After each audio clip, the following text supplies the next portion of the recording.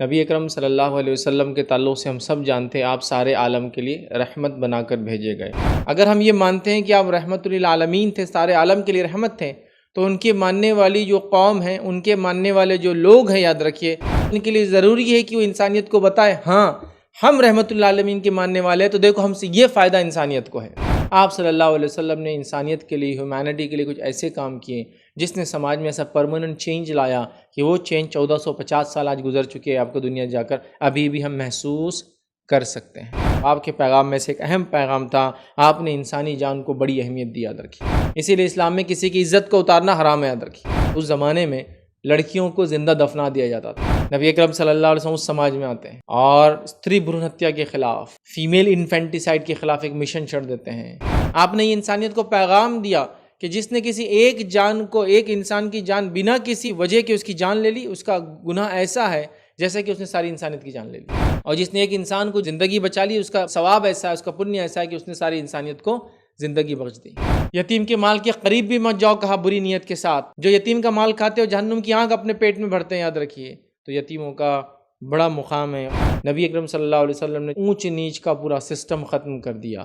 کوئی کسی سے مال کی وجہ سے، رنگ کی وجہ سے، قوم کی وجہ سے، نسل کی وجہ سے، کاسٹ کی وجہ سے، کریڈ کی وجہ سے، کلر کی وجہ سے کوئی اونچا اور نیچا نہیں ہے۔ رحمت للعالمین کے ماننے والے وہ لوگ ہیں جن کے محلے پہچانے جائیں گے کہ راستے میں تکلیف نہیں دیتے، وہ لوگ ہوں گے جو راستے میں تکلیف کو دیکھ کے اپنی گاڑیاں روک کے اس تکلیف کو ہٹانے کی محنت کرتے ہیں۔ اگر واقعی میں ہم رحمت للعالمین کے ماننے والے ہیں، پیغام کو عام کر دئیے۔ لوگوں کو نظر آنا چاہیے کہ یہ رحمت للعالمین کو ماننے والے ہیں، نتیجتاً یہ خود رحمت کرنے والے لوگوں پر ظلم نہیں کرتے ہیں اور رحم اور کرم کرتے ہر انسان، ہر مخلوق پر جو ان کے اطراف۔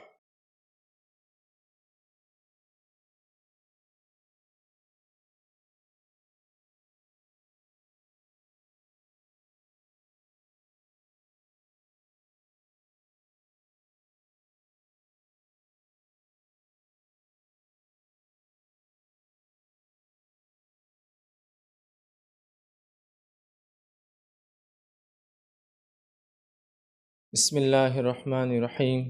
الحمد للہ رب العالمین، والصلاة والسلام علی رسولہ الکریم وعلی آلہ واصحابہ اجمعین۔ رب اشرح لی صدری ویسر لی امری واحلل عقدۃ من لسانی یفقہوا قولی۔ وقال عز وجل فی القرآن المجید اعوذ باللہ من الشیطان الرجیم، بسم اللہ الرحمن الرحیم، وما ارسلناک الا رحمۃ للعالمین، اما بعد۔ تمام تعریفیں اس اللہ عز و جل کے لائق و زیبا ہے جو تمام جہانوں کا بنانے والا اور اسے پالنے والا ہے، اور درود و سلام اس کے آخری نبی محمد صلی اللہ علیہ وسلم پر۔ الحمدللہ ہم تمام یہاں اس ویکلی درس کے لیے جو جمع ہوئے، اور جو ٹاپک جس عنوان پر آج میں آپ تمام کے سامنے روشنی ڈالنے کی کوشش کروں گا وہ ہے رحمت للعالمین کا پیغام رحمت، یا رحمت للعالمین کا پیغام۔ نبی اکرم صلی اللہ علیہ وسلم کے تعلق سے ہم سب جانتے ہیں آپ سارے عالم کے لیے رحمت بنا کر بھیجے گئے۔ تو آج میں آپ کے سامنے نبی اکرم صلی اللہ علیہ وسلم جو کہ عالم کے لیے رحمت بنا کر بھیجے گئے ہیں، آپ کے چند اہم پیغام، آپ کے انسانیت کے لیے کیا پیغام تھے جو انسانیت کے لیے رحمت لے کر آئے تھے۔ دیکھیے، اگر ہم نبی اکرم صلی اللہ علیہ وسلم کو، یہ ہمارا ایمان ہے کہ ہم ان کو رحمت للعالمین مانتے ہیں، سارے عالم کے لیے، کمپلیٹ یونیورس کے لیے، تمام کائنات کے لیے رحمت مانتے ہیں، مطلب یہ ہے کہ آپ انسانوں کے لیے بھی رحمت ہے، آپ جنوں کے لیے بھی رحمت ہے، آپ جانوروں کے لیے بھی رحمت ہے، آپ جانداروں کے لیے بھی رحمت ہے، اور آپ بے جان کے لیے بھی رحمت ہے، اور اس لیے کہ آپ ان تمام کے نبی بھی تھے، یاد رکھیں۔ نبی اکرم صلی اللہ علیہ وسلم خود فرماتے ہیں کہ نبوت سے پہلے جو چند باتیں نبی اکرم صلی اللہ علیہ وسلم کے ساتھ ہوا کرتی تھی، اس میں سے ایک بات یہ تھی کہ آپ کو پتھر میں سے سلام کی آواز آیا کرتی تھی، تو آپ ان کے لیے بھی رحمت ہوئے، مطلب بے جان چیزوں کے لیے بھی۔ اسی طرح نبی اکرم صلی اللہ علیہ وسلم کے پاس ایک اونٹ آیا اور اس نے اپنے مالک کی کمپلین کی، پورا واقعہ ہم جانتے ہیں، مشہور واقعہ ہے کہ انہوں نے کہا کہ میرا اونٹ میری بات نہیں مانتا۔ وہ اونٹ آیا نبی اکرم صلی اللہ علیہ وسلم کان کے پاس اور اس نے شکایت کی۔ یہاں پتہ چلا آپ جانوروں کے لیے رحمت ہے، ان کے لیے بھی آپ ہیں، انسانوں کے لیے تمام ہم جانتے ہیں، سارا پیغام وہی ہے۔ جنوں کے لیے بھی آپ رحمت تھے، سورہ جن کے اندر پورا واقعہ موجود ہے کہ نبی اکرم صلی اللہ علیہ وسلم کا پیغام سن کر جنوں نے کیا باتیں بیان کی۔ تو بہرحال آپ انسانوں کے لیے بھی، جنوں کے لیے بھی، چرند پرند کے لیے بھی، بے جان اور جاندار دونوں کے لیے، یاد رکھیے، سب کے لیے، کہ سارے عالم کے لیے رحمت تھے۔ تو جب آپ سارے عالم کے لیے رحمت تھے تو اس رحمت کا فائدہ نظر آنا چاہیے لوگوں کو، یاد رکھیے۔ عام طور سے یہ دیکھا جاتا ہے کہ رحمت للعالمین کا جب بھی معاملہ ہوتا ہے یا رحمت للعالمین کانفرنس کا جب بھی معاملہ ہوتا ہے یا سیرت کے بارے میں جو باتیں ہوتی، عام طور سے میں یہ دیکھتا ہوں کہ یہ سلسلہ کہیں نہ کہیں ربیع الاول کے مہینے کے آتے شروع ہو جاتا ہے۔ کچھ لوگ نبی اکرم صلی اللہ علیہ وسلم کی سیرت بیان کر رہے ہیں اس میں، کچھ لوگ نبی اکرم صلی اللہ علیہ وسلم کی سیرت کو لے کر اس مہینے میں کیا غلط ہو رہا بیان کریں، مطلب اس مہینے سے متعلق کچھ نہ کچھ بیان ہو رہا ہے۔ کچھ لوگ جو ہے کوئز کمپٹیشن رکھ رہے ہیں اس مہینے کی نسبت سے، کچھ لوگ جو ہے مسلم اور نان مسلم الائک، مطلب مسلم اور غیر مسلموں کے لیے نبی اکرم صلی اللہ علیہ وسلم کے بارے میں کوئز کمپٹیشن رکھ رہے ہیں۔ کچھ لوگ جو ہے حد سے آگے بڑھ کر جلوس جلائس، مطلب آپ کی پیدائش کے دن خاص طور سے جلسوں کا انعقاد کرنا، جلوسوں کا نکالنا، راستوں کا بند کرنا، اور جانوروں کی اور انسانوں کی اور گاڑیوں کی ریلیاں نکالتے ہیں، حد سے تجاوز لی کے راستے بند ہوتے وغیرہ وغیرہ، یہ ٹھیک نہیں ہے اندر کی، وہ کرتے ہیں۔ مطلب غرض یہ ہے کہ امت کے تمام طبقے کسی مسلک اور کسی مکتب کی ہو، کسی جماعت سے ہو، کچھ نہ کچھ سیرت سے متعلق معاملات چالو ہو جاتے ہیں۔ ایٹ لیسٹ سیرت کے بارے میں بیانات تو جمعہ خطبے میں شروع ہو جاتے ہیں۔ کوئی یہ بیان دیتا ہے کہ سیرت کیا تھی، تو کوئی یہ بیان دیتا ہے کہ لوگ اس مہینے میں کیا غلط کر، لیکن وہ مہینے سے متعلق ہی کچھ نہ کچھ ہوتا ہے۔ لیکن کبھی ہم نے یہ سوچا کہ اس مہینے کے اندر یہ تمام چیزیں تو ہم کر رہے ہیں، یا آپ کی آمد پر، آپ کی پیدائش پر تمام کام تو ہو رہے ہیں، اس کا اثر کیا ہے؟ کیا صرف ایک دن اس دن کو منا لیا جاتا ہے، یا پھر اس مہینے کے اندر کچھ چند ایکٹیویٹیز لوگ کر لیتے ہیں، کوئی سوشل ریلیف ایکٹیویٹی کر رہا ہے، کوئی کچھ کر رہا ہے، اور ختم ہو گیا، آپ نے بتا دیا کہ ہم رحمت للعالمین کے فالوورز ہیں۔ کیا اس کا معنی یہ تھا کہ آپ کی پیدائش آئی تو آپ کو ایک احتساب ہونا چاہیے تھا کہ نبی اکرم صلی اللہ علیہ وسلم کی پیدائش مہینے ہوئی اور ہم اس نبی کے امتی ہیں، ماننے والے ہیں، ہم نے کیا کیا؟ اگر کچھ یاد آنا چاہیے تو احتساب یاد آنا چاہیے، حساب و کتاب یاد آنا چاہیے کہ ہم نے کیا کیا، ہم جس کو ماننے کا دعویٰ کر رہے ہیں، ہم نے کیا کیا اس معاملے میں، ہم نے ان کی سیرت کو، ان کے پیغام کو، ان کے میسیج کو کتنا اپنے اندر ایبزارب کیا، اور اس سیرت کو، اس پیغام کو کتنا لوگوں تک ہم پہنچا رہے ہیں، اس کا احتساب ہونا چاہیے تھا۔ ابھی جس قسم کی حالات سے ہم گزر رہے ہیں، پہلے تو یہ تھا کہ آپ کبھی بھی سال کے کسی بھی حصے میں لوگوں تک جا کر کچھ پیغام آپ پہنچا سکتے تھے۔ حالات اب اس طرح سے ہوگا کہ نسبتاً چیزیں پہنچانا پڑ رہی ہے، نسبت مطلب کسی چیز کی اوکیجن کی وجہ سے چیزوں کو پہنچانا پڑ رہا ہے، ہو رہا ہی نہیں ہو رہا۔ ایک پرائیویٹ پراپرٹی ہے، کچھ لوگ اس پہ نماز پڑھ رہے ہیں، وبال۔ ایک پرسنل پراپرٹی ہے، لوگ اپنے گھر میں نماز پڑھ رہے، وبال۔ ایک عورت نے راستے پر نماز پڑھ لی، وبال۔ ایک آدمی راستے سے ٹریول کرتے جا رہا ہے، گاڑی روک کے اپنی نماز پڑھ رہا ہے، وبال پورے میڈیا میں آپ دیکھ رہے ہیں۔ تو ایک زمانہ تھا ساری چیزیں بہت آرام سے ہو رہی تھی، ابھی حالات ایسے ہیں کہ نسبت سے کچھ کرنا پڑتا ہے۔ ابھی اگر نسبت کے علاوہ کریں گے تو وبال ہوں گا، اور آپ پہ الزام بھی لگنے والا ہے کہ آپ نے میرے مذہب کو کچھ نہ کچھ تبدیل کرنے کے لیے کوشش کی ہے۔ تو ابھی ایسے موقعوں پر ہوتا یہ کہ نسبتاً کام ہو جاتے ہیں، اوکیجنلی کام ہو جاتے ہیں، اور آج تو ضرورت ہے کہ اگر ہم جس نبی کو ماننے کی بات کرتے ہیں، اگر ہم یہ مانتے ہیں کہ آپ رحمت للعالمین تھے، سارے عالم کے لیے رحمت تھے، تو ان کے ماننے والی جو قوم ہیں، ان کے ماننے والے جو لوگ ہیں، یاد رکھیے ان کے جو فالوورز ہیں، ان کے لیے ضروری ہے کہ وہ انسانیت کو بتائیں، ہاں ہم رحمت للعالمین کے ماننے والے ہیں، تو دیکھو ہم سے یہ فائدہ انسانیت کو ہے، ہم رحمت للعالمین کے ماننے والے ہیں تو انسانیت کو ہم سے یہ فائدہ ہی کر کے دکھانا پڑے گا، اس کے بغیر کوئی چارہ نہیں، یاد رکھیے۔ اس لیے کہ لوگ خالی بولنے کو نہیں سنتے ہیں، وہ عمل کو دیکھتے ہیں۔ اگر ہم بولیں کہ ہم دنیا میں سب سے اچھی قوم ہے تو لوگ بولیں گے اس کا پروف، ایویڈنس، دلیل دو۔ اگر ہم بولیں کہ ہم دنیا میں سب سے پڑھے لکھے لوگ ہیں تو بولیں گے آپ اس کا پروف بتائیے، کون سے گورنمنٹ جنرل میں، کون سے گیزٹ میں، کون سے جگہ سے، کون سی ریسرچ نے بتایا کہ آپ سب سے زیادہ پڑھے لکھے ہیں۔ کوئی انسان کہے کہ ہم سب سے زیادہ صدقات اور خیرات کرتے تو کہیں گا اس کا فائدہ کس کو، ذرا بتائیے، اس کے بینیفیشریز کون تھے، اس کو بتائیے، انہیں کس نے فائدہ اٹھایا۔ تو یاد رکھیے ہم صرف ایسے کھوکھلے دعوے نہیں کر سکتے ہیں کہ ہم رحمت للعالمین کے ماننے والے ہیں، تو ہمارے عمل سے پتہ چلے گا، ہمارے آس پاس سے پتہ چلے گا، ہمارے ماحول سے پتہ چلے گا، ہمارے اطراف سے پتہ چلے گا کہ یہ وہ لوگ ہیں جو رحمت للعالمین کو ماننے والے، نتیجتاً ان کی زندگی ایسی ہوتی ہے، نتیجتاً ان کی زندگی ایسی ہوتی، یہ الگ لوگ ہیں، یہ عام لوگوں سے ہٹ کر ہوتے ہیں، اس لیے کہ ان کے پریشت کا، ان کے نبی کا، ان کے اپوسٹل کا، ان کے اجدود کا یہ سندیش تھا، یہ ان کے سندیشتا کا یہ سندیش تھا ان کے لیے کہ وہ یہ سب کریں۔ اور جو باتیں میں رکھوں گا رحمت للعالمین کا جو پیغام ہے، جو انسانیت کے لیے ہم بات کر رہے ہیں، مسلمانوں کے لیے نہیں بات کر رہے ہیں، تو ظاہر سی بات ہے وہ پیغام کو آپ دیکھ کر آپ تعجب کریں گے کہ یہ میسیج، یہ پیغام لے کر نبی اکرم صلی اللہ علیہ وسلم آئے تھے، اور ان کی امت ہونے کا دعویٰ کرنے والے لوگوں کا یہ حال ہے کہ اس کے اندر سے ایک 2% بھی اگر عمل کرنے لگے نا، ہم جو آپ نے بتایا تو یقیناً ہم پھر سے پہچانے جائیں گے کہ یہ مسلمان ہیں۔ ابھی خالد جلوس، جلسے، جلائس، رحمت اللہ عالمین کے پروگرام، نبی کا دامن نہیں چھوڑیں گے، یہ سب باتیں ہیں، کھوکھلے دعوے ہیں۔ یہ دعوے جب تک بیکڈ بائی عمل نہیں ہوں گے، یہ دعوے جب تک عمل کے ساتھ جڑے نہیں ہوں گے، یہ دعوے ہی رہیں گے صرف۔ جیسا میں کہہ رہا ہوں نا، میں اس شہر کا سب سے مالدار انسان، تو لوگ پروف مانگیں گے مجھ سے۔ ہم سب سے اچھے لوگ ہیں، لوگ پروف مانگیں گے۔ ہم سب سے امن پسند لوگ ہیں، پروف مانگیں گے۔ ہمارے نبی رحمت اللہ علیہ تو لوگ پروف مانگیں گے، تم نے کیا کیا؟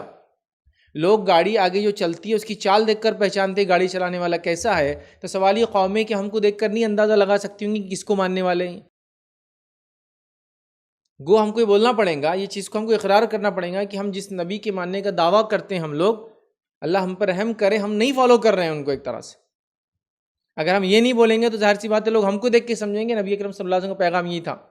راتوں میں جاگنا، تعلیم کو حاصل، ایجوکیشن میں پیچھے رہنا، اکنامکلی بیکورڈ رہنا، چھوٹے موٹے کام کر کے زندگی گزارنا، زبان کو صحیح نہیں رکھنا، عورتوں پر ظلم کرنا، گندے رہنا، تعلیم کو حاصل نہیں کرنا۔ اب دیکھیے یہ ساری چیزیں ہماری علامت بن گئی ہیں، ہماری پہچان بن گئی ہے۔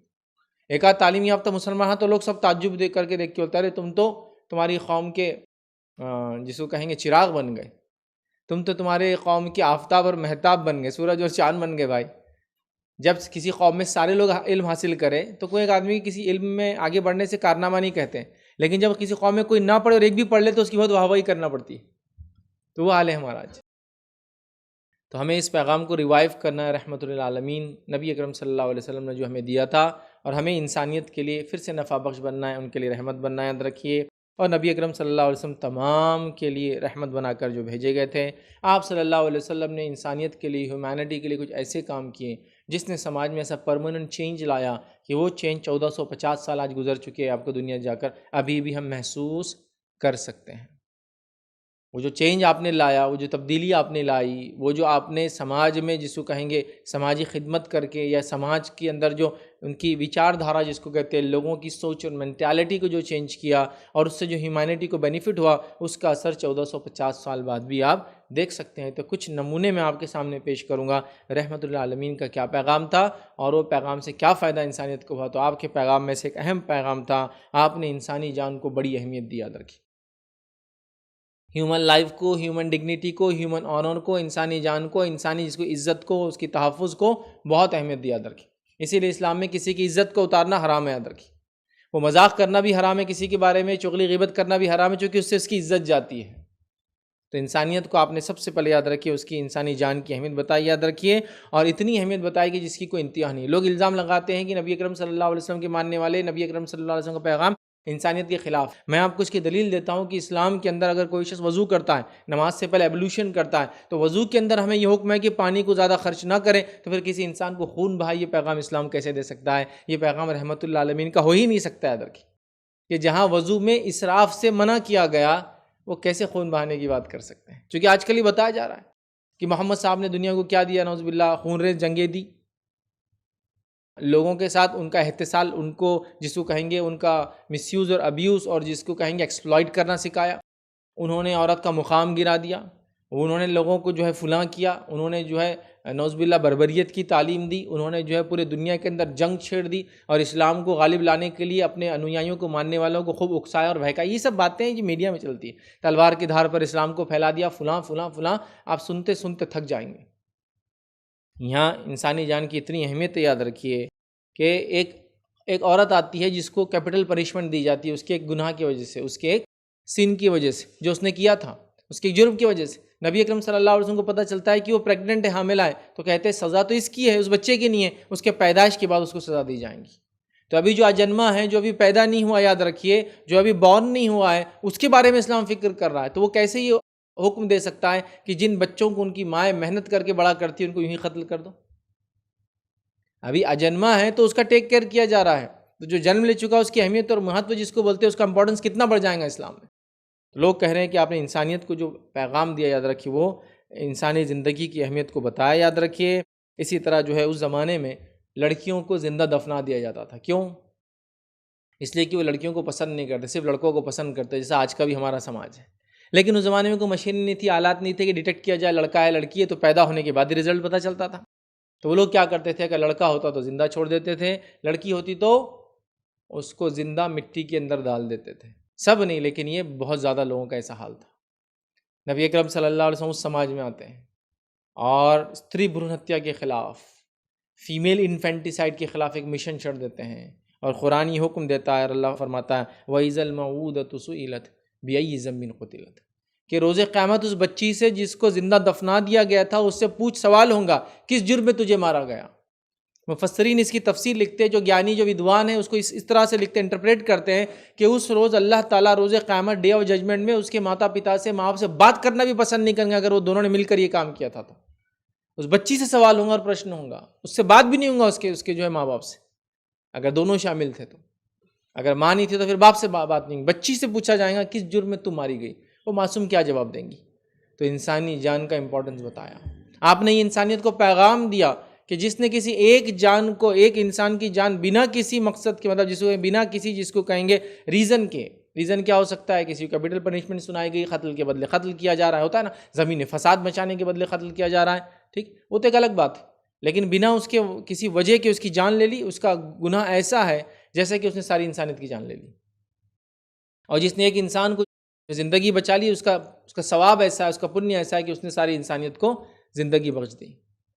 تو یہ تو حکم ہے یاد رکھیے۔ تو آپ نے انسانی جان کی یاد رکھیے، تحفظ کی بات کی اور بتایا یاد رکھیے، اور پرماننٹ سوشل چینج لایا سماج میں۔ وہ عرب جو بچیوں کو دفنا دیتے تھے، وہ عرب جو چھوٹی چھوٹی باتوں پہ لڑتے تھے، وہ عرب جو ہے چھوٹے چھوٹے معاملوں پہ سالوں اور صدیوں تک ایک دوسرے کی جانیں لیتے تھے، وہ ایک دوسرے کے دوست بن چکے تھے۔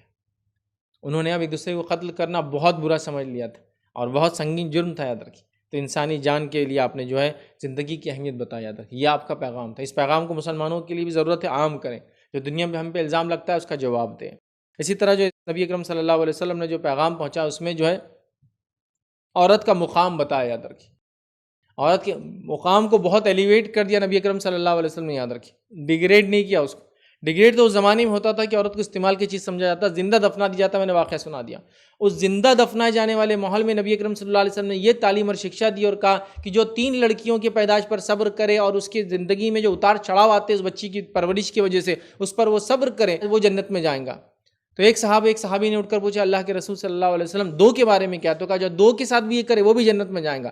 پھر ایک اٹھے اور کہ اللہ کے رسول صلی اللہ علیہ وسلم 1 کے بارے میں کیا؟ تو کہا جو 1 کے ساتھ بھی یہ کرے وہ جنت میں جائیں گا۔ تو زندہ دفنا تو دور، اس کی پرورش کرو، تعلیم تربیت کرو اور جنت میں جاؤ۔ 1 لڑکی ہو بھی، 2 لڑکی ہو بھی اور 3 لڑکی ہو بھی، تو سمجھ رہے بات؟ ایک روایت کے اندر لڑکی کے ساتھ بہن کے الفاظ بھی ہیں، ایک میں یہ الفاظ ہے بیٹی اور ایک میں بہن کے الفاظ ہے۔ تو اگر بھائی ہے تو اس کے لیے بہن کی اہمیت ہوگی، اور اگر باپ ہے تو اس کے لیے بیٹی کی اہمیت ہوگی۔ تو جہاں وہ مارتے تھے یہاں زندہ نہیں رکھنا ہے، صرف پالنا اور پرورش کرنا ہے اور اس کے بعد اجر پانا ہے۔ مقام بدل دیا، عورتوں کا مقام بدل گیا، چینج ہو گیا ہے نا۔ تو یہ مقام یاد رکھیے جو اسلام نے دیا یاد رکھیے۔ اسی طرح جو ہے ایک شخص آئے نبی اکرم صلی اللہ علیہ وسلم کے پاس اور کہا اللہ کے رسول میں جنگ میں جانا چاہتا ہوں۔ آپ نے کہا کہ تیری گھر میں تیری والدہ ہے حیات؟ ماں ہے؟ تو کہا ہے۔ تو جا اس کی خدمت کر، یہی تیرے لیے کافی ہے۔ ماں کی خدمت کو جنگ کے اوپر جو ہے مقام دیا۔ اسی طرح ایک صحابی اور کہ اللہ کے رسول آپ انویائی اور کہ اللہ کے رسول صلی اللہ علیہ وسلم میری خدمت کا مستحق، مطلب کس کی میں خدمت زیادہ کروں، کس کے لیے میں محنت زیادہ کروں، کس پہ زیادہ خرچ کروں؟ تو کہا والدہ پہ، ماں پر اپنی۔ کہا اس کے بعد کس پر؟ تو کہا والدہ پر، ماں پر۔ کہا اس کے بعد کس؟ والدہ، ماں پر۔ کہا اس کے بعد کس کا؟ تو کہا والد پر۔ تو کہا ماں کا مقام 3 درجے بڑھا دیا باپ سے، ماں کی خدموں کے نیچے جنت کہہ دیا، یاد رکھیے یہ تو مقام ہو گیا عورتوں کا۔ اور اس کے بعد اس زمانے میں اور اس کے بعد سے لے کر عورتوں کا مقام سماج اور سوسائٹی میں ہے، یاد رکھیے۔ جبکہ اس سے پہلے نہ وہ کچھ بول سکتی تھی، نہ کوئی حصہ لے سکتی تھی، نہ کسی چیز میں جا سکتی۔ اسلام نے ان کو اتنے ادھیکار دے دیے کہ پھر اس کے بعد اتنے رائٹس دے دی جس کی کوئی انتہا نہیں۔ اس کی ایک لسٹ ہے، پورا میرا ایک لیکچر ہے کہ ویمنس رائٹ ان اسلام، اسلام میں عورتوں کے ادھیکار۔ اس میں 6 ادھیکار، 6 رائٹس میں نے رکھے اور تقریباً ایسے 15 فیلڈس رکھے جن فیلڈس میں نبی اکرم صلی اللہ علیہ وسلم کے سامنے عورتوں نے کام کیا۔ مطلب ان کو یہ مقام مل گیا کہ قرآن کی شکشا اور تعلیمات لوگوں کو دیتی تھی۔ وہ ٹیچر تھی سماج میں، وہ ایگریکلچر کر کے فارمر تھی سماج کے اندر، وہ جو انڈسٹریلسٹ تھی یاد رکھیے سماج میں، وہ ایجوکیشنسٹ تھی سماج کے اندر یاد رکھیے، اور کئی فیلڈز فن میں پوئٹ، مطلب جس کو کہتے ہیں وہ شعر شاعری کرتی تھی، جبکہ اس زمانے میں عورت کا منہ کھلنا بھی منع تھا۔ سمجھ رہے آپ؟ تو لہٰذا اسلام نے بہت سارے رائٹس ان کو دیے۔ ہمیں چاہیے کہ رائٹس ہم اپنے گھروں میں اور اپنے اطراف کی عورتوں کو بھی دیں، اور اس کے ساتھ ساتھ ہیومینٹی تک بھی یہ پیغام پہنچائیں کہ نبی اکرم صلی اللہ علیہ وسلم کی تعلیمات یہ تھی، آپ یقیناً رحمت للعالمین تھے، ٹھیک ہے، تو اس کو بتانا ہے۔ اسی طرح ہم دیکھتے ہیں نبی اکرم صلی اللہ علیہ وسلم نے، یاد رکھیے، سماج کا ایک کمزور طبقہ جس کو یتیم بولتے ہیں، عرفن بولتے ہیں، یاد رکھیے، اس کے لیے بھی ہم کو شکشا دی، تعلیم دی، یاد رکھیے۔ اس تعلیم کو ہم کو سمجھنا ہے، دوسروں تک پہنچانا ہے، یتیموں کا حق دینا ہے اور ساری انسانیت کو بتانا ہے، یاد رکھیے۔ یہ تعلیمات وہ تعلیمات، یتیم کا کفالت، حدیث سے فرما دیا کہ یتیم کی جو کفالت کرے وہ جنت میں میرے ساتھ ایسا ہوں گا، روایت میں آتا ایسا، اور روایت میں آتا ہے کہ آپ نے اپنی انڈیکس فنگر اور مڈل فنگر، اس کو شہادت کی انگلی اور بیچ کی انگلی کہتے، اٹھا کر وہ ایسا ہوں گا، مطلب اتنا قریب ہوں گا مجھ سے۔ کون؟ یتیم کی کفالت۔ کفالت مطلب اس کو پالنا، اس کو سنبھالنا، اس کے ساتھ حسن سلوک کرنا، سمجھے، اس کو اس کا حق دلوانا۔ ہمارے پاس یتیم کو دھکے دے کے نکال دیا جاتا ہے، اور یہ اس سماج کے اندر ہوتا ہے جس سماج کے اندر اگر مرد چلا جائے گھر کا بڑا تو باقی جو طاقتور مرد ہوتا تھا وہ سب ہڑپ لیتا تھا۔ مثال کے طور پہ گھر میں باپ ہے اور 4 بھائی ہیں، اور اس کے بعد باپ مر جاتا، جو سب سے طاقتور ہوتا سب کو ختم کرتا، وراثت بانٹتا نہیں، کچھ نہیں، اور یہ کرتا۔ حتیٰ کہ انہوں نے یہ سسٹم بھی لاگو کر دیا تھا کہ اگر باپ مر جاتا اور اس کو ایک سے زیادہ بیویاں ہوتی تو وراثت تقسیم نہ ہو، عورت کو نہ ملے بول کر وہ کیا کرتے، ماؤں کا نکاح سوتیلے بیٹوں سے کر دیتے تھے، وراثت باہر جانا ہی نہیں، سمجھ رہا؟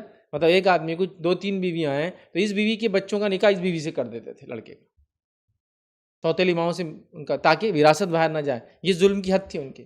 یتیم لڑکیوں کو بولتے تھے ابھی تم شادی مت کرو، تمہارے لیے اچھا، ہم اپنے لڑکے شادی کروائیں گے، اور یہ کیوں کرتے تھے؟ وراثت نہیں جانا، تو لڑکی انتظار کرتی تھی بیچاری کہ میری شادی اب کریں گا چچا، شادی کراتے ہی نہیں تھے اور اس کا کھا جاتے تھے، یہ ان کا کام تھا۔ تو اس سماج میں اس جگہ آ کر آپ نے یتیموں کو ان کی کفالت کی، کہا وہ میرے ساتھ ایسا ہوں گا۔ دوسری جگہ قرآن نے فرمایا، یاد رکھے، جو یتیموں کا مال کھاتے ہیں وہ اپنے پیٹ میں جہنم کی آگ بھر رہے ہیں، جہنم کی آگ۔ یتیم کے مال کے قریب بھی مت جاؤ، کہا بری نیت کے ساتھ۔ جو یتیم کا مال کھاتے ہو جہنم کی آگ اپنے پیٹ میں بھرتے ہیں، یاد رکھیے۔ تو یتیموں کا بڑا مقام ہے، اور یتیم سماج کا سب سے کمزور فرد ہوتا ہے، اس کے لیے بھی کی، یاد رکھیے، یہ آپ کی تعلیمات تھی۔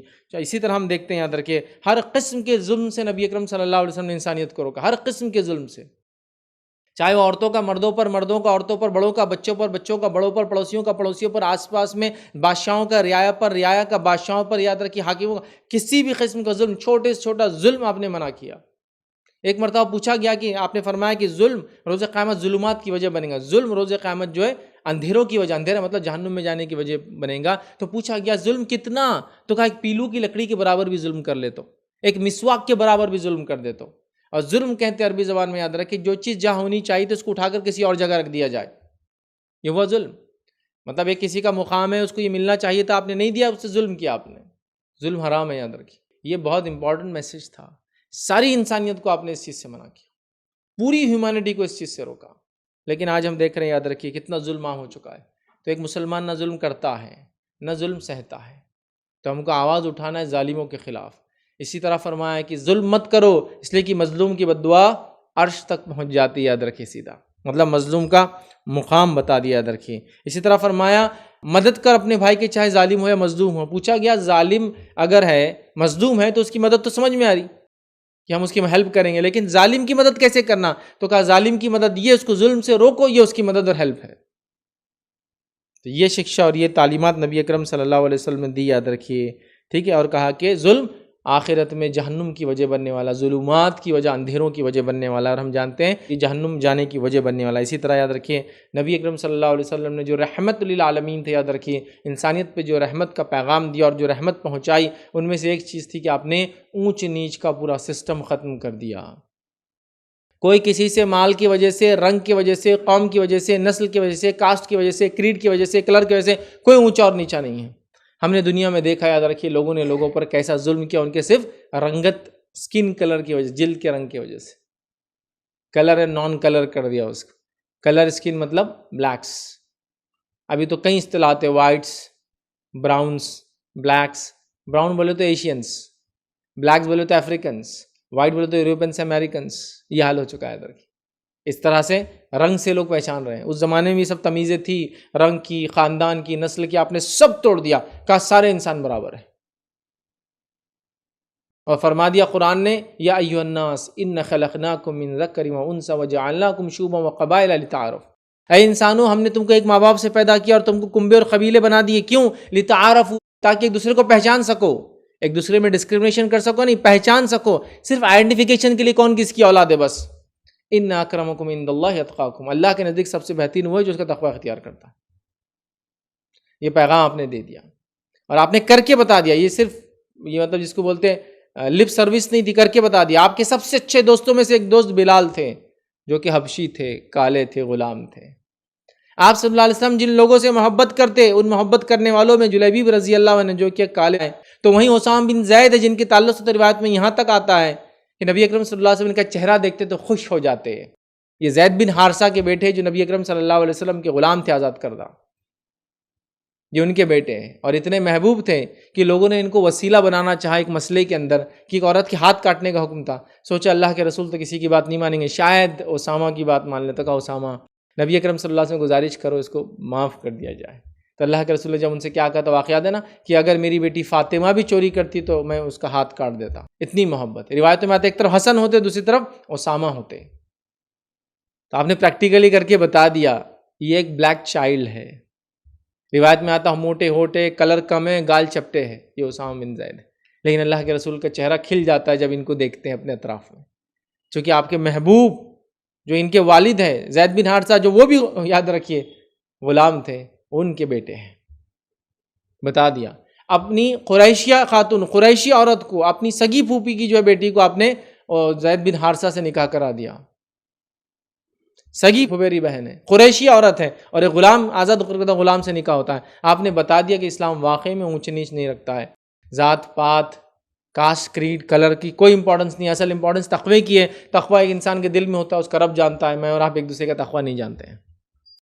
یہ تعلیم تھی، یہ شکشا تھی. ہم کو یہ تعلیم عام کرنے کی ضرورت ہے. آج انسانیت اس تعلیم کی بھوکی ہے. انسانیت پریشان حال ہے، یاد رکھیے، ذات پات کے نظام سے.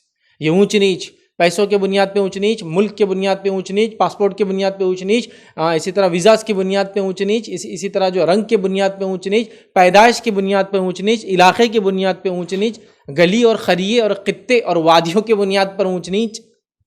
ان وہاں کے رہنے والے، ہم یہاں کے رہنے والے، ایک ہی شہر میں ایک ہی خاندان کے، صرف وہ خطہ بدل گیا نا تو بس ڈسکریمنیشن. ہم وہ ہائی سوسائٹی کے رہنے والے، انہوں کچھ تو بھی ایک فلاں اسلم میں رہتے ہیں، اس سے ڈسکریمنیشن نہیں ہوتا. تقوی. پتہ نہیں کتنے لوگ دنیا کے اندر جن کو ہم دیکھتے تھے خلاشی کی جو بھکاریوں جیسی زندگی غربت والی گزاری ہے اور تھیلوں کے اوپر زندگی گزاری ہے، رب العزت کے نزدیک یہ سب سے چہیتے لوگوں میں سے ہوں گے نا.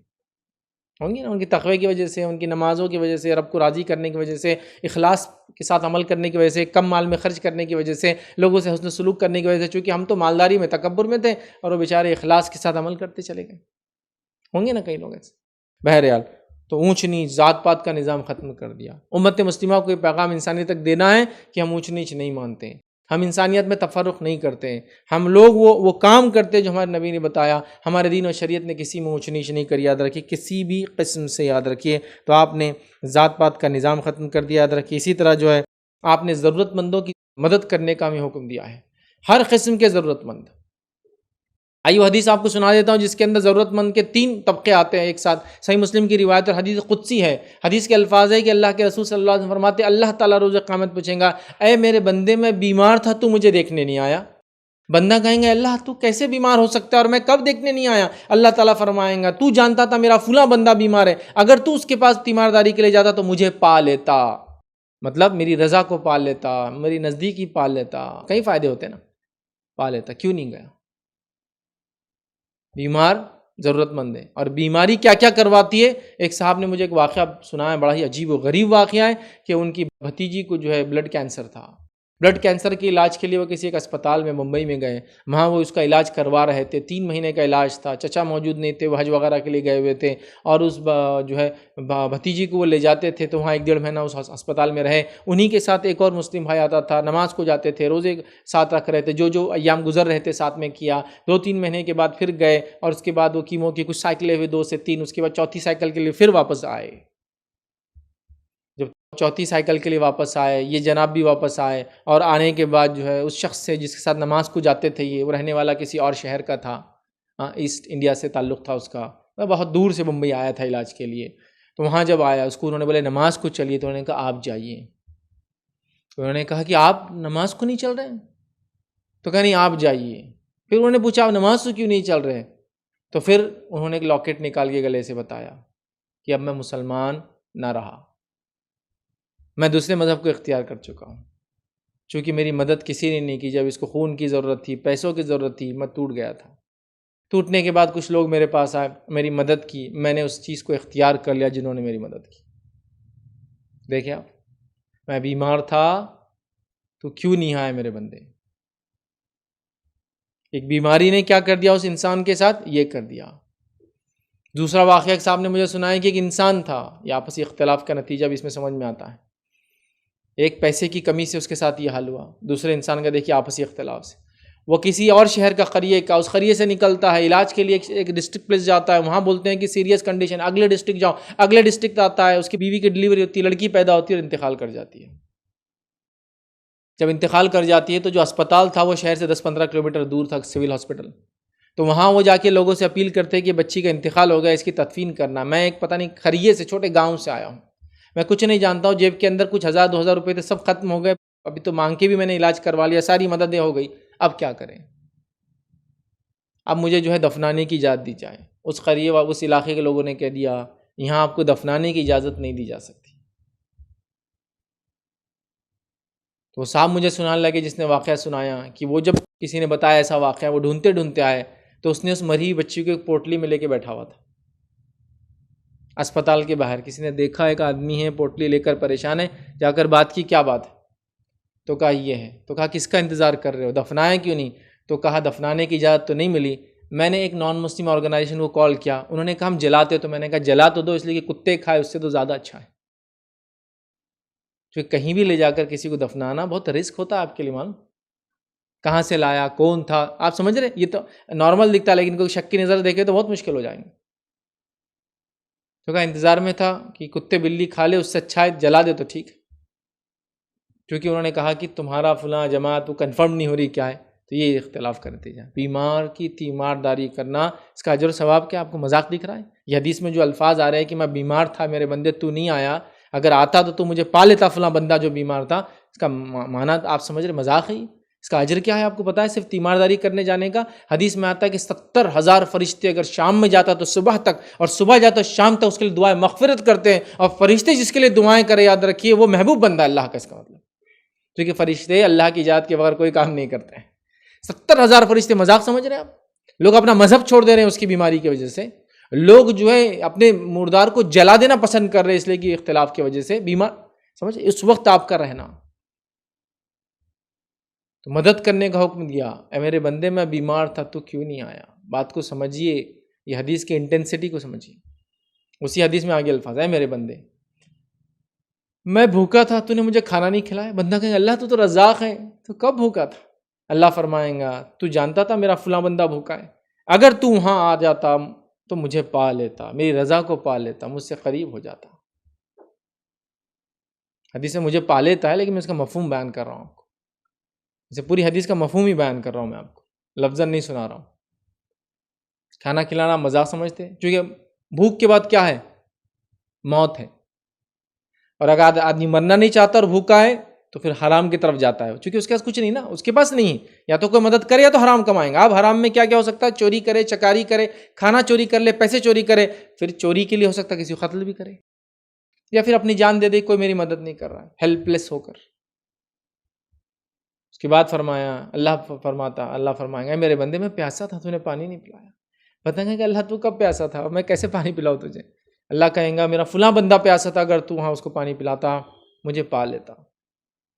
بنیادی نیڈز کی بات ہو رہی پوری، روٹی کپڑا مکان جو ہم بولتے ہیں نا بنیادی نیڈ ہے، اس میں جو روٹی ہے سب سے پہلی بات آ رہی ہے، یہ سب سے امپورٹنٹ چیز ہے، یہاں کھانے کا بھی آ گیا۔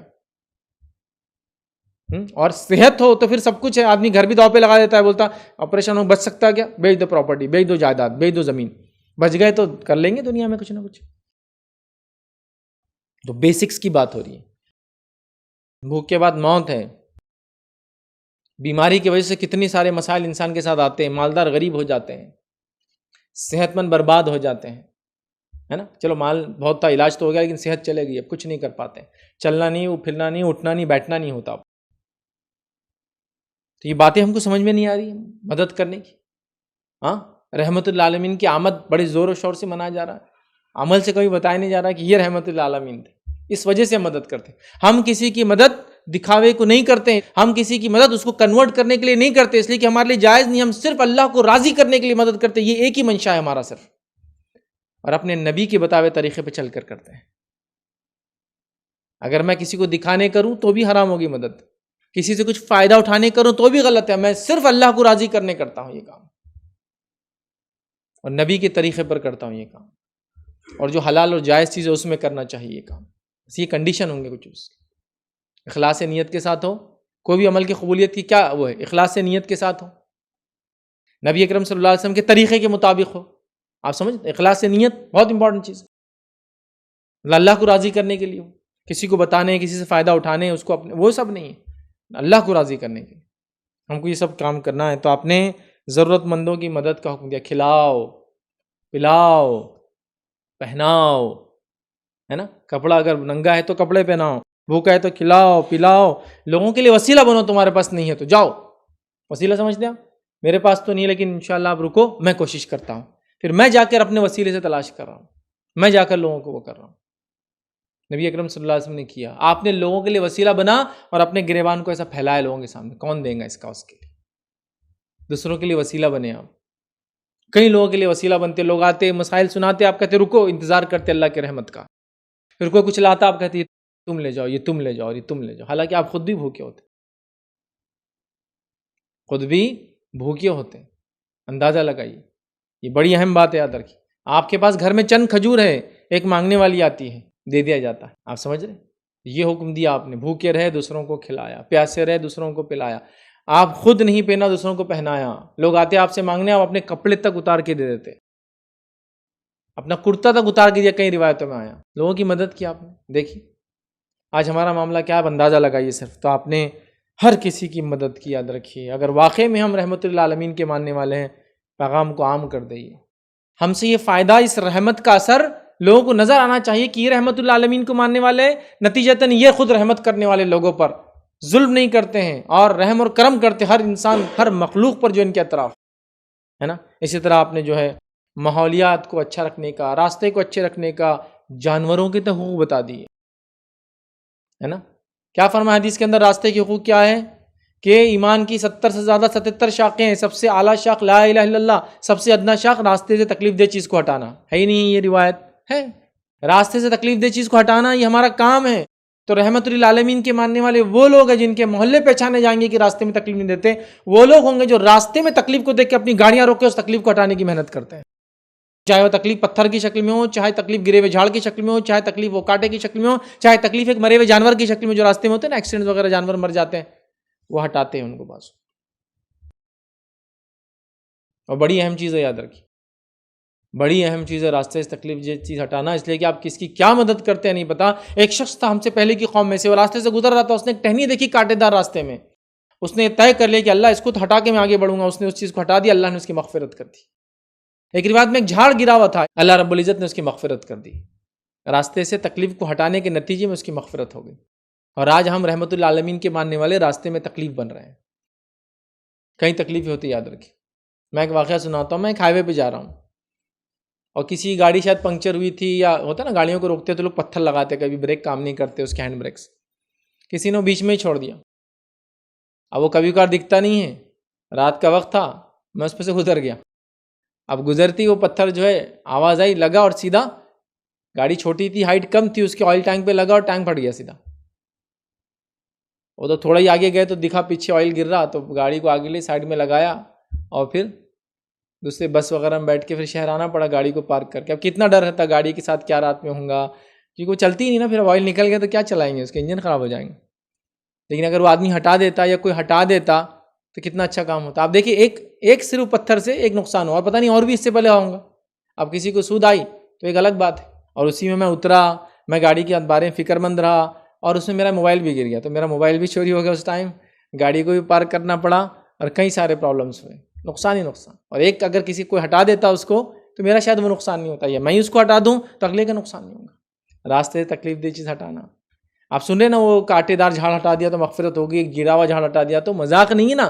آپ خالی ایک میرا اگزامپل دیے، کتنا مالی نقصان ہوا تھا میرا، ٹینک پھٹ گئی، اس کو ریپیئر کرنا نہیں ہوتا، اس کو ٹانکے نہیں بیٹھتے، ٹینک جس اس سے بنتا الومنیم کے ہوتے جنرلی نیچے ٹینکس بند ریپیئر نہیں ہوتے، کبھی کبھار پیچ لگتے نہیں ان کو، پھر ایم سیل بھرتے خالی اس کے اندر، چونکہ وہ ٹاکا نہیں لیتا، وہ میٹل ایسا ہوتا ہے پرماننٹلی۔ اب لائف ٹائم ڈینجر رہتا ہے کہ گاڑی کا ٹینک پھٹا ہوا ہے اور ایم سیل لگی ہوئی اس کو، پھر نکل گئی تو مشکل ہو جائیں گرمی سے یا کسی اور وجہ سے۔ موبائل میرا گر گیا اس اسنا میں، وہ الگ، رات میں جو نقصان ہوا ٹائم کا وہ الگ، پھر گاڑی سے آنا پڑا وہ الگ، دوسرے دن جا کر اس کو کھینچ کے لانا پڑا وہ الگ، چونکہ وہ گاؤں میں خری وہاں کوئی گیرج نہیں تھا، کتنا نقصان ہے۔ تو اگر آپ روک کر ہٹا دیتے ہیں اس مرے ہوئے جانور کو، چونکہ اس سے پھسل کے کوئی گر سکتا ہے، حتیٰ کہ اگر راستے میں چھلکا بھی ہو، میں کہتا ہوں غلاظت بھی ہو نا انسان کی، ہٹا دو، چونکہ اس پہ پھسل سکتے ہیں لوگ۔ میں نے 2 ویلرز کو پھسلتے ہوئے دیکھا انسانی غلاظتوں پہ سے، گاڑی اسپیڈ میں جا رہی ہے، غلاظت کسی نے کر دیا اور پوری گاڑی اسکٹ ہو جاتی ہے۔ آپ کو لگ رہا راستے میں تکلیف دہ چیز مذاق ہے، اس کی جان لیوا ہو سکتی ہے اس کے لیے وہ ایک چیز، سوچیے اس پہ ذرا۔ تو آپ نے تعلیم دی، راستے میں تکلیف دہ چیز کو ہٹانا ایمان کی شاخ ہے۔ اگر ہم ہی رحمت للعالمین کے ماننے والے راستے میں روکنے والے بن جائے تو پھر ہم سے برا کون باقی رہا پھر دنیا میں؟ پھر کیا ایکسپیکٹ کرتے ہیں ہم انسانیت سے کہ وہ ہم سے وہ کریں؟ ہر نفع بخش چیز باقی ہوتی ہے اور ہر نقصان دہ چیز کو اللہ ختم کر دیتا ہے۔ تو نفع بخش ثابت ہو، رحمت للعالمین کے سچے پیروکار ثابت ہو ہم لوگ، یہ امپورٹنٹ چیز ہے۔ اسی طرح یاد رکھیے، آپ نے لعنت بھیجی ان لوگوں پر جو ماحولیات کو خراب کرتے ہیں۔ حدیث میں الفاظ آپ نے کہا لعنت ہو شخص، لعنت کا معنی ہے اللہ محروم کر دے اس کو رحمت سے، محروم کر دے رحمت سے۔ کہا کس پر؟ تو کہا جو گھنے درختوں کے نیچے غلاظت کرے، پیشاب پیخانہ کرے۔ گھنے درختوں کے نیچے لوگ آرام کرتے تھے، اور آج بھی گاڑیاں پارک کرتے لوگ آرام کرتے ہیں، گاؤں خریوں میں جائیے اب شہر چھوڑ دے تو لوگوں کی نیندیں حرام ہو جاتی ہے غلاظت کی وجہ سے۔ منع کیا، کرنے کی ادب سکھائے۔ قربان جائیے نبی اکرم صلی اللہ علیہ وسلم پر، آپ نے ادب سکھائے ہم کو، پیشاب اور پیخانے کے بتایا کہاں ہوں گا کہاں نہیں ہوں گا، کیسے کیا جائے گا، کتنے دور لوگوں کی نظروں سے دور رہ کے فلاں ساری چیزیں۔ اسی طرح یاد رکھیے آپ نے گھر ماحولیات کو صاف رکھنے کا حکم دیا اور پاکی کو آدھا ایمان قرار دے دیا۔ اب کوئی انسان بول سکتا ہے ہم تو غریب ہیں، ہم کیا صفائی رہیں؟ غریبی کا صفائی سے کوئی لینا دینا نہیں ہے، صفائی ستھرائی کا لینا دینا سمجھ اور شعور سے ہے، مالداری اور غربت سے نہیں ہے۔ میں نے کئی غریب لوگوں کو دیکھا بڑے صاف ستھرے رہتے ہیں، کئی مالدار لوگوں کو دیکھا بہت بیکار اور گندی حالت میں رہتے ہیں۔ ایک مسلمان چاہے جس بھی کنڈیشن میں صاف ستھرائی رکھتا ہے، جسم کی صاف ستھرائی، ماحول کی صاف ستھرائی، سوچ کی صاف ستھرائی، پاکیزہ ایک دم۔ آج صرف سوچ کی خرابی کی وجہ سے کتنے قتل و غارت گری ہو رہی ہے، قوموں کے بارے میں برا سوچ رہی ہے، ہم اپنے پڑوسی کے بارے میں برا سوچ رہے ہیں، بھائی بھائی کے بارے میں برا سوچ رہا ہے، نند بھاوچ کے بارے میں برا سوچ رہی ہے، ساس بہو، سب نیگیٹو تھنکنگ، صرف بری سوچ کو بھی نکال دو، گھر سے بھی گندگی کو نکال دو، جسم سے گندگی کو نکال دو، تو سوچ سے، ماحول سے اور اپنے آپ سے، جسم سے نکال دو گندگی۔ ہاں بس بہت سارے لوگ روز نہاتے ہیں لیکن دماغ اتنا خراب ہے کہ جس کی کوئی انتہا نہیں، کیا فائدہ ہوگا اسے روز نہانے کا اس گندے دماغ کی وجہ سے؟ بتائیے۔ صاف ستھرائی کو، پاکی کو آدھا ایمان قرار دے دیا۔ جانوروں کے تک حقوق بتا دیے تو انسان کے کیا رائٹس ہوں گے اسلام میں، سے اندازہ ہی لگا دیجیے۔ کہا جانوروں پر ان کے بوجھ اٹھانے سے زیادہ وزن نہ ڈالا جائے، آلریڈی بولا جا چکا۔ ہاں بس تو کانسٹیٹیوشنل لاز ہے پورے، جانور پہ بیل ہو تو کتنا وزن ڈالا جائے گا، فلاں ہو اتنا ہے، ہمارے پاس آلریڈی ہے، جو وزن وہ اٹھا نہیں سکتا اتنا اس پہ نہ ڈالا جائے۔ آپ نے لعنت بھیجی اس شخص کے اوپر جو زندے پرندوں کو لگا کے ٹارگٹ پریکٹس کرتا تھا۔ ایک آدمی نے پرندے کو باندھ دیا، اس زمانے میں عرب ایسے ہی کرتے تھے، اور اسے تیر اندازی کرتے تھے، مطلب جا کے اس کو لگ گئی، مطلب نشان اچھا ہوگا۔ آپ نے اس کو لعنت کی اس آدمی پر۔ آپ نے گدھے کو دیکھا جس کے منہ پہ کسی نے داغ دیا تھا، داغ سمجھتے ہیں جانوروں کو آئیڈینٹیفیکیشن کے لیے، اس پہ گرم کر کے ایک مارک بنا دیتے پرماننٹ، تاکہ جانور ادھر ادھر چلا بھی جائے تو معلوم ہو جاتا ہے یہ کس کا اور کس کا نہیں ہے۔ تو آپ نے جانور کے منہ پہ داغا تو کہا لعنت اس شخص پر جس نے اس گدھے کے منہ پہ داغا۔ منہ پہ نہیں داغنا چاہیے، منہ پہ نہیں مارنا چاہیے جانور کے۔ آپ سمجھ، اس کو اگر ٹرین بھی کرنا ہے تو آپ پیٹھ پہ اس کو وہ کرے، سائڈ میں اس کو وہ کرے، ٹرین ہو جاتے ہیں۔ منہ پہ نہیں مارنا چاہیے۔ اور جانور کو بھی آپ دیکھیں، آپ منہ پہ ہاتھ لگائیں گے نا بہت غصہ کرتا ہے وہ۔ آپ اگر اس کو نصیحت کرنا اور منہ پہ ماریں گے نا تو بہت سمجھتا ہے اس کو، بنسبت دوسری جگہ ماریں گے تو خالی ہٹیں گا، لیکن منہ پہ ماریں گے تو پھر آپ سے لڑائی کے لیے تیار ہو جاتا ہے وہ۔ منہ پہ مارنے سے منع کیا، زندہ جانور کے ساتھ پریکٹس کرنے سے منع کیا، لعنت بھیجی چہرے پہ داغتا ہے، جانور کے ساتھ اچھے سلوک کے نتیجے میں جنت کے وعدے کی اور جنت کی بشارتیں سنائیں، ہوا نہیں ہوا؟ پیاسے کتے کو پانی پلانے کے نتیجے میں ایک آدمی جنت گیا نہیں گیا؟ پیاسے کتے کو پانی پلانے کی وجہ سے ایک عورت جنت گئی نہیں گئی؟ واقعہ معلوم نا آپ کو؟ پیاسے کتے کو کنویں سے پانی نکال کے ایک آدمی نے پلایا، جب ڈول وہ نہیں تھا چونکہ وہ بھی پیاسا تھا، اندر اتر کے پیا، باہر نکلا تو کتا پیاسا تھا، پھر اترا اندر، اپنا جوتا نکالا، جوتے میں پانی بھرا، منہ سے جوتا پکڑا، اوپر چڑھ کے آیا چونکہ اوپر بھی چڑھنا ہے نا، اور کتے کو پانی پلا، اللہ نے مغفرت کر دی۔ ایک عورت راستے سے گزر رہی تھی، کتے کو پیاس دے کر پانی پلا، جنت چلی گئی۔ اسی طرح ایک عورت کے بارے میں آتا، اس نے بلی کو بند کر کے رکھا، اس کو نہ کھانے دیا نہ خود کھلایا، بلی مر گئی، اللہ نے اس کو جہنم رسید کر دیا. تو وہی سنائی جانوروں کے ساتھ برا سلوک کرنے والوں کو جہنم کی. جنت کی بشارتیں سنا دی جانوروں کے ساتھ حسن سلوک کرنے والوں کو. کیا ہے تعلیمات تو دیکھیے آپ. یہ تعلیمات جو یہ کہہ رہی ہے کتے کو پانی پلانے والے کی مغفرت ہو گئی، وہ تعلیمات اس نبی کی تعلیمات یہ کیسے ہو سکتی ہے؟ لوگ جو کہہ رہے ہیں آج کل کی ان کی تعلیمات تھی انسانیت کو مارو، انسانیت کو برباد کرو. یہ تو کتوں کو پانی پلانے والوں کو مغفرت کی بات کر رہا ہے، جبکہ کتا نجس العین ہے اسلام میں. مطلب نہ اس کو ہم بیچ سکتے ہیں، نہ خرید سکتے ہیں، نہ اس کا کوئی پارٹ حلال ہے ہمارے لیے. اس کے ساتھ بھی اچھا سلوک، جنت کی بشارت. ایک بلی کے ساتھ برا سلوک اور جہنم کی بشارت. سوچو آپ، بلی کو بغیر وجہ کے کاز کے مارنے والا جہنم میں جا سکتا ہے، تو وہ اسلام کیسے اپنے انویائیوں کو ماننے والوں کو حکم دیں گا؟ یا اس کے نبی نے کیسا کہوں گا کہ انسانیت کو مارو اور تم جنت جاؤ گے؟ ہو ہی نہیں سکتا. یہاں بلی کو مارنے والا جہنم میں جا رہا، انسان کو مار کے جنت میں کیسے جائیں گے آپ؟ بلا وجہ کسی کو ماریں گے آپ کو کوئی فائدہ نہیں. بلی کو مارنے والی جو عورت بنا کسی کارن کی وجہ کے جہنم جائیں گی، تو کسی انسان کو بنا وجہ کے آپ ماریں گے جہنم میں جائیں گے. مرنے والا کوئی بھی ہو، اس کا کوئی لینا دینا نہیں کہ وہ کس مذہب کو بلانگ کرتا ہے. یہاں کوئی تمیز نہیں ہے معلوم مسلم اور غیر مسلم کی، نہ وہ پانی پلانے والی حدیث میں، نہ کھانا کھلانے والے میں، نہ بیمار والی حدیث میں، نہ یہ کسی حدیث. فرق نہیں ہے کہ مسلم کے ساتھ نہیں، یہ سب کے ساتھ حسن سلوک ہے. جب جانوروں کے ساتھ اچھے سلوک کے بارے میں صحابہ نے سنا تو کیا ان کا بھی اجر ہے ہم کو اس پہ وہ کرنے والا. مشہور حدیث ہے، کچھ صحابہ نے ایک راستے میں جا رہے تھے، چڑیا کے گھونسلے سے اس کے بچے نکال لیے، چڑیا ان کے سر پہ منڈرا رہی تھی. نبی اکرم صلی اللہ علیہ وسلم نے فرمایا کس نے اس کو دکھ دیا اس کے بچوں کا؟ تو کہا ہم نے. تو کہا واپس رکھ دو. آپ نے جانوروں کو جلانے سے منع کیا، جلا کر سزا دینے سے منع کیا، چوٹیوں کو جلا کر مارنے سے منع کیا. اگر ہو تو جھاڑو صاف کر کے ہٹا دو، جلا نہیں سکتے ہو تم اس کو. حدیث میں الفاظ ایک نبی تھے ہم سے پہلے، وہ ایک جگہ سونے کا ارادہ کرتے ہیں، راستے جنگل سے گزرے تھے، چوٹیاں آ گئی تو انہوں نے کہا کہ ان کو جلا دو. جلانے کے بعد ان پر وحی آئی. مشہور حدیث ہے کہ چوٹیوں کو مت جلاؤ، چونکہ آنکھ کا عذاب صرف آنکھ کا رب دے سکتا ہے. اندازہ لگاؤ لوگوں نے کیا کیا الزام نبی اکرم صلی اللہ علیہ وسلم پہ لگا دیے، کیا کیا الزام اسلام پہ لگا دیے. رحمت للعالمین کا پیغام یہ نہیں تھا، یاد رکھو. تو رحمت للعالمین کو واقعی میں اگر ہم ماننے والے ہیں، آپ کی زندگی کے مطابق اپنی زندگی گزارنے والے ہیں، ان پر ایمان لانے کا ہم دعویٰ کرنے والے ہیں، تو یہ پیغام کو لے کر آپ کو اٹھنا ہی پڑے گا اور جانا پڑے گا. میں تو یہاں تک کہتا ہوں آج نبی اکرم صلی اللہ علیہ وسلم کی شخصیت بدنام ہے، وہ صرف اور صرف میرے اور آپ کے کرتوتوں کی وجہ سے. پہلی کرتوت، منہ کو بند رکھا ہم نے ہر بار، ہم نے بتایا نہیں، تعارف نہیں دیا کہ پریشر محمد کون تھے صلی اللہ علیہ وسلم. پہلے ہی ہماری غلطی ہے، خطا. دوسری، بدنام کیا بھی جا رہا ہے تو ہم آج کچھ کرنے کو تیار نہیں ہے. ربیع الاول آیا تو خالی جشن منانے کے لیے ریڈی ہے، باقی کوئی کام کے لیے ریڈی نہیں، ہم کو کچھ کرنا ہے. یہ پریکٹیکل چیز تھی. وہ تم 1000 جھنڈے لگا رہے ہو نا، اس کا بینیفٹ نہیں ہے. وہ 1000 پیغامات کو پہنچاؤ اگر تم کو واقعی میں اگر محبت ہے تو. ہو رہا ہے نا، محلوں کو سجا رہے ہو، وہ احمد نہیں ہے. آپ محلوں کو سجانے کے بدلے وہ پیسہ آپ کے نام سے لٹریچر آپ کے بارے میں، آپ کی شخصیت کے بارے میں بنائیے اور لوگوں تک پہنچائیے. یہ اصل چیز ہے. لوگوں کو کوئز کمپٹیشن کرا کے صرف انعام دینے میں کوئی فائدہ نہیں ہے. اس سے اویئرنیس تو پھیلیں گے، لیکن میں نے دیکھا کوئز کمپٹیشن ہو رہا کیا ہے، ان سے پڑوسیوں سے عالموں سے لکھا کے لے رہے لوگ سب. اس کے لائف میں کیا چینج آیا؟ اس سے کچھ کام کروا کے لو کہ پروجیکٹ بناؤ کہ رحمت اللہ عالمین کی زندگی کے اس شعبے سے تم نے کیا سیکھا اور انسانیت کو کیا فائدہ پہنچایا. وہ پروجیکٹ بنا کے لائے. پھر بہت ساری چیزیں ہو رہی ہیں بھائی، لیکن یہی نہیں ہے، بہت کچھ کرنے کی ضرورت ہے. ٹو مچ بولتے نا، بہت زیادہ. ٹو مچ سے بھی زیادہ، ایک دم مچ بولیں، بہت زیادہ کرنے کی ضرورت ہے. تو یہ ہم ہیں جس کی وجہ سے نبی اکرم صلی اللہ علیہ وسلم کی شخصیت آج بدنام ہے. یہ ہمارے کرتوت اور کارنامے ہیں. آپ سمجھ رہے ہیں؟ دنیا اس کی گواہ ہے. ایک شخص جو ایک ملک کا جو ہے مشہور جو ہے پولیٹیشین تھا،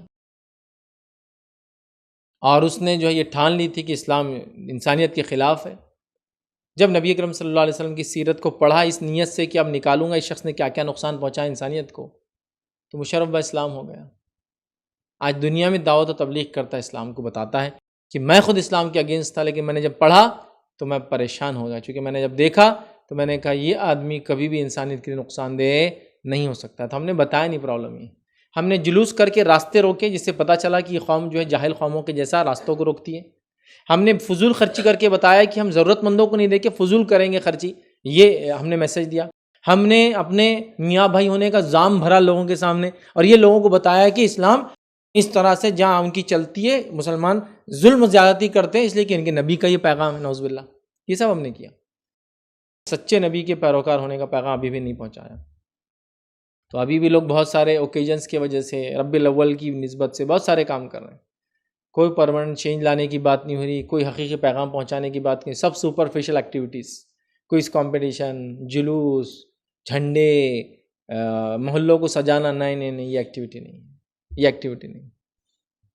آپ کے سیرت کا پیغام انسانیت میں عام ہو، اور وہ عام ہونے سے پہلے بولنے والا اور بلانے والا خود اس پہ بعمل ہو. لوگ دیکھتے ہیں نا، ارے بھائی ہمارے نبی تو بہت بڑے تھے، فلاں تھے، بولتے ہاں بھائی رہنے دے، تیرے میں تھوڑا بھی اثر آ جاتا تھا نا تو ہم لوگ سمجھ رہے نا، ہم لوگوں کو فائدہ ہوتا تھا. اب تیری زندگی میں کب آئیں گا اثر؟ جب تو اتنی بڑی ذات کو ماننے کی بات کر رہا ہے، ان کی تعریف ہمارے سامنے، تو ہم بھی نفع بخش بن جائیں انسانیت کے لیے. جس طرح سے نبی اکرم صلی اللہ علیہ وسلم سارے عالم کے لیے رحمت تھے، تو ان کے ماننے والے لوگ بھی سارے عالم کے لیے رحمت ہونا چاہیے. ہر انسان اور ہر شخصیت اور ہر ماحول کی ہر چیز میں ان سے فائدہ اٹھانا چاہیے. تو یہ ایک امپورٹنٹ یاد رکھی چیز ہے. تو یہ چیز سمجھنے کی اور ہم کو کہیں نہ کہیں اس چیز کو عمل میں لانے کی ضرورت ہے. جیسا میں نے شروع میں کہا، حالات اس طرح سے اب نہیں رہے کہ آپ ہر بار اس پیغام کو عام کر سکتے ہیں. کچھ موقعوں سے اب موقع آپ کو مل رہا ہے، اس میں عام کیجیے. رمضان ایک موقع ہے، پورے 30 دن آپ روزے کے بارے میں، زکوٰۃ کے بارے میں، اسلام کے بارے میں سمجھا سکتے ہیں. آپ کو بقرعید کے حد تک کچھ موقع ملے گا ان لوگوں کے سامنے بات رکھنے کا جو اس کو ٹھیک سمجھتے ہیں، چونکہ آج کل اس کے خلاف بھی بڑی باتیں ہوتی ہیں. رمضان میٹھی عید ہے تو چل جا رہا ہے. اس کے علاوہ کچھ ایسی چیزیں ہوتی ہیں جب آپ کو موقع مل جاتا ہے اسلام کو پیش کرنے کا. اس میں سے یہ ایک موقع ہے ربیع الاول جو آتا ہے. میں نہیں کہہ رہا ہوں کہ اب اس کو بدعت آپ منا لیں، اس دن کو منانا شروع کرتے. میں کہہ رہا ہوں ایک پیغام نسبت سے پہنچایا جا سکتا ہے، موقع ہے حالات کے اعتبار سے. تو موقع کا فائدہ اٹھا کر جو غلط فہمی اور غلط دھارنائیں لوگوں میں ہیں وہ پہنچا سکتے ہو. عام دنوں میں جا کے کتاب دوں گے تو وہ گلا پکڑیں گا تمہارا. ابھی بولوں گے کہ بھائی پریشت محمد کی نسبت سے ہے، ان کا جنم کا موقع تھا اور نیشنل ہالیڈے بھی دیا جاتا ہے انڈیا میں، ہم یہ تم کو بولے تو لے لیں گا احترام سے. چاہے وہ آپ کو اب اچھا نہیں مانتا ہوں، اس کو پڑھنا دل میں نہ بھی ہو تو بولیں گا چلو نسبت سے آئی ہے کوئی چیز. سمجھ رہے ہو نا میری بات کو؟ تو میں کسی بدعت کی ایجاد کرنے کا حکم نہیں دے رہا ہوں. حالات کے اعتبار سے، سنگینی کے اعتبار سے موقع محل تلاش کر کے آپ کو جو غلط فہمی اسلام کے بارے میں وہ ہٹانے کی دعوت دے رہا ہوں.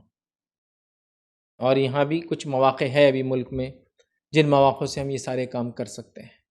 ٹھیک ہے؟ تو لہٰذا لوگ کسی بھی جماعت کے آپ تعلق رکھنے والے ہوں، کسی مسلک سے آپ کا تعلق ہو، ربیع الاول کا آتے ہی خطبے شروع ہو جاتے سیرت پہ، کتابیں بانٹنا شروع ہو جاتی ہے، کوئز کمپٹیشن شروع ہو جاتا ہے، جلسے کی تیاری شروع ہو جاتی ہے، کانفرنس کی تیاریاں شروع ہو جاتی ہے، میلاد النبی کے یا جو ہے اس کے جلوس کی تیاریاں شروع ہو جاتی ہے.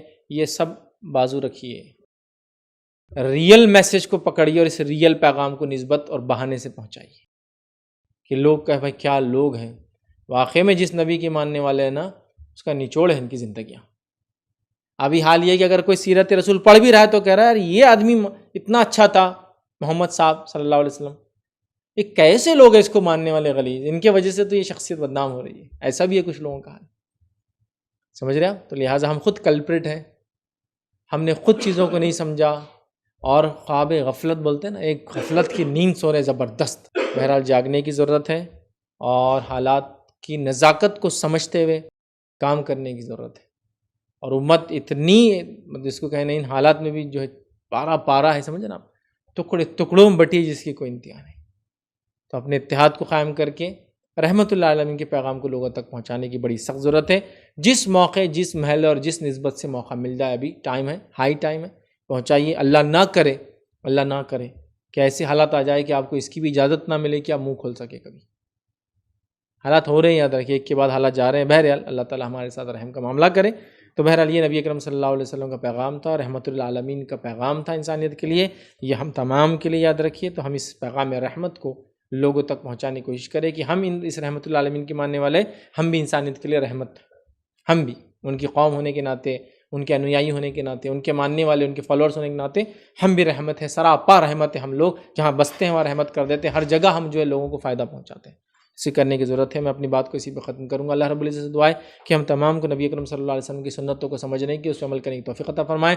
ہم تمام کو اس چیز کی توفیق دے کہ ہم جو غلط فہمیاں اسلام، نبی اکرم صلی اللہ علیہ وسلم قرآن کے بارے میں، دین اسلام کے اور شریعت کے بارے میں اس کو دور کرنے کی ہمیں توفیق عطا فرمائے۔ اللہ رب العزت ہماری جان مال عزت اور آبرو کی حفاظت کرے، جب تک ہمیں زندہ رکھے اسلام اور ایمان پر زندہ رکھے، ہمیں عقل سلیم عطا فرمائے، اتحاد کے ساتھ کام کرنے کی توفیق عطا فرمائے، اور جب بھی ہمارا خاتمہ ایمان پر ہمارا خاتمہ ہو، آخر دعوانا الحمدللہ رب العالمین، سبحان ربک رب العزت عما یصفون وسلام علی المرسلین والحمدللہ رب العالمین۔ کوئی بات اس درس سے نہ سمجھو یا آپ کا کوئی سوال ہو تو پوچھ لیں۔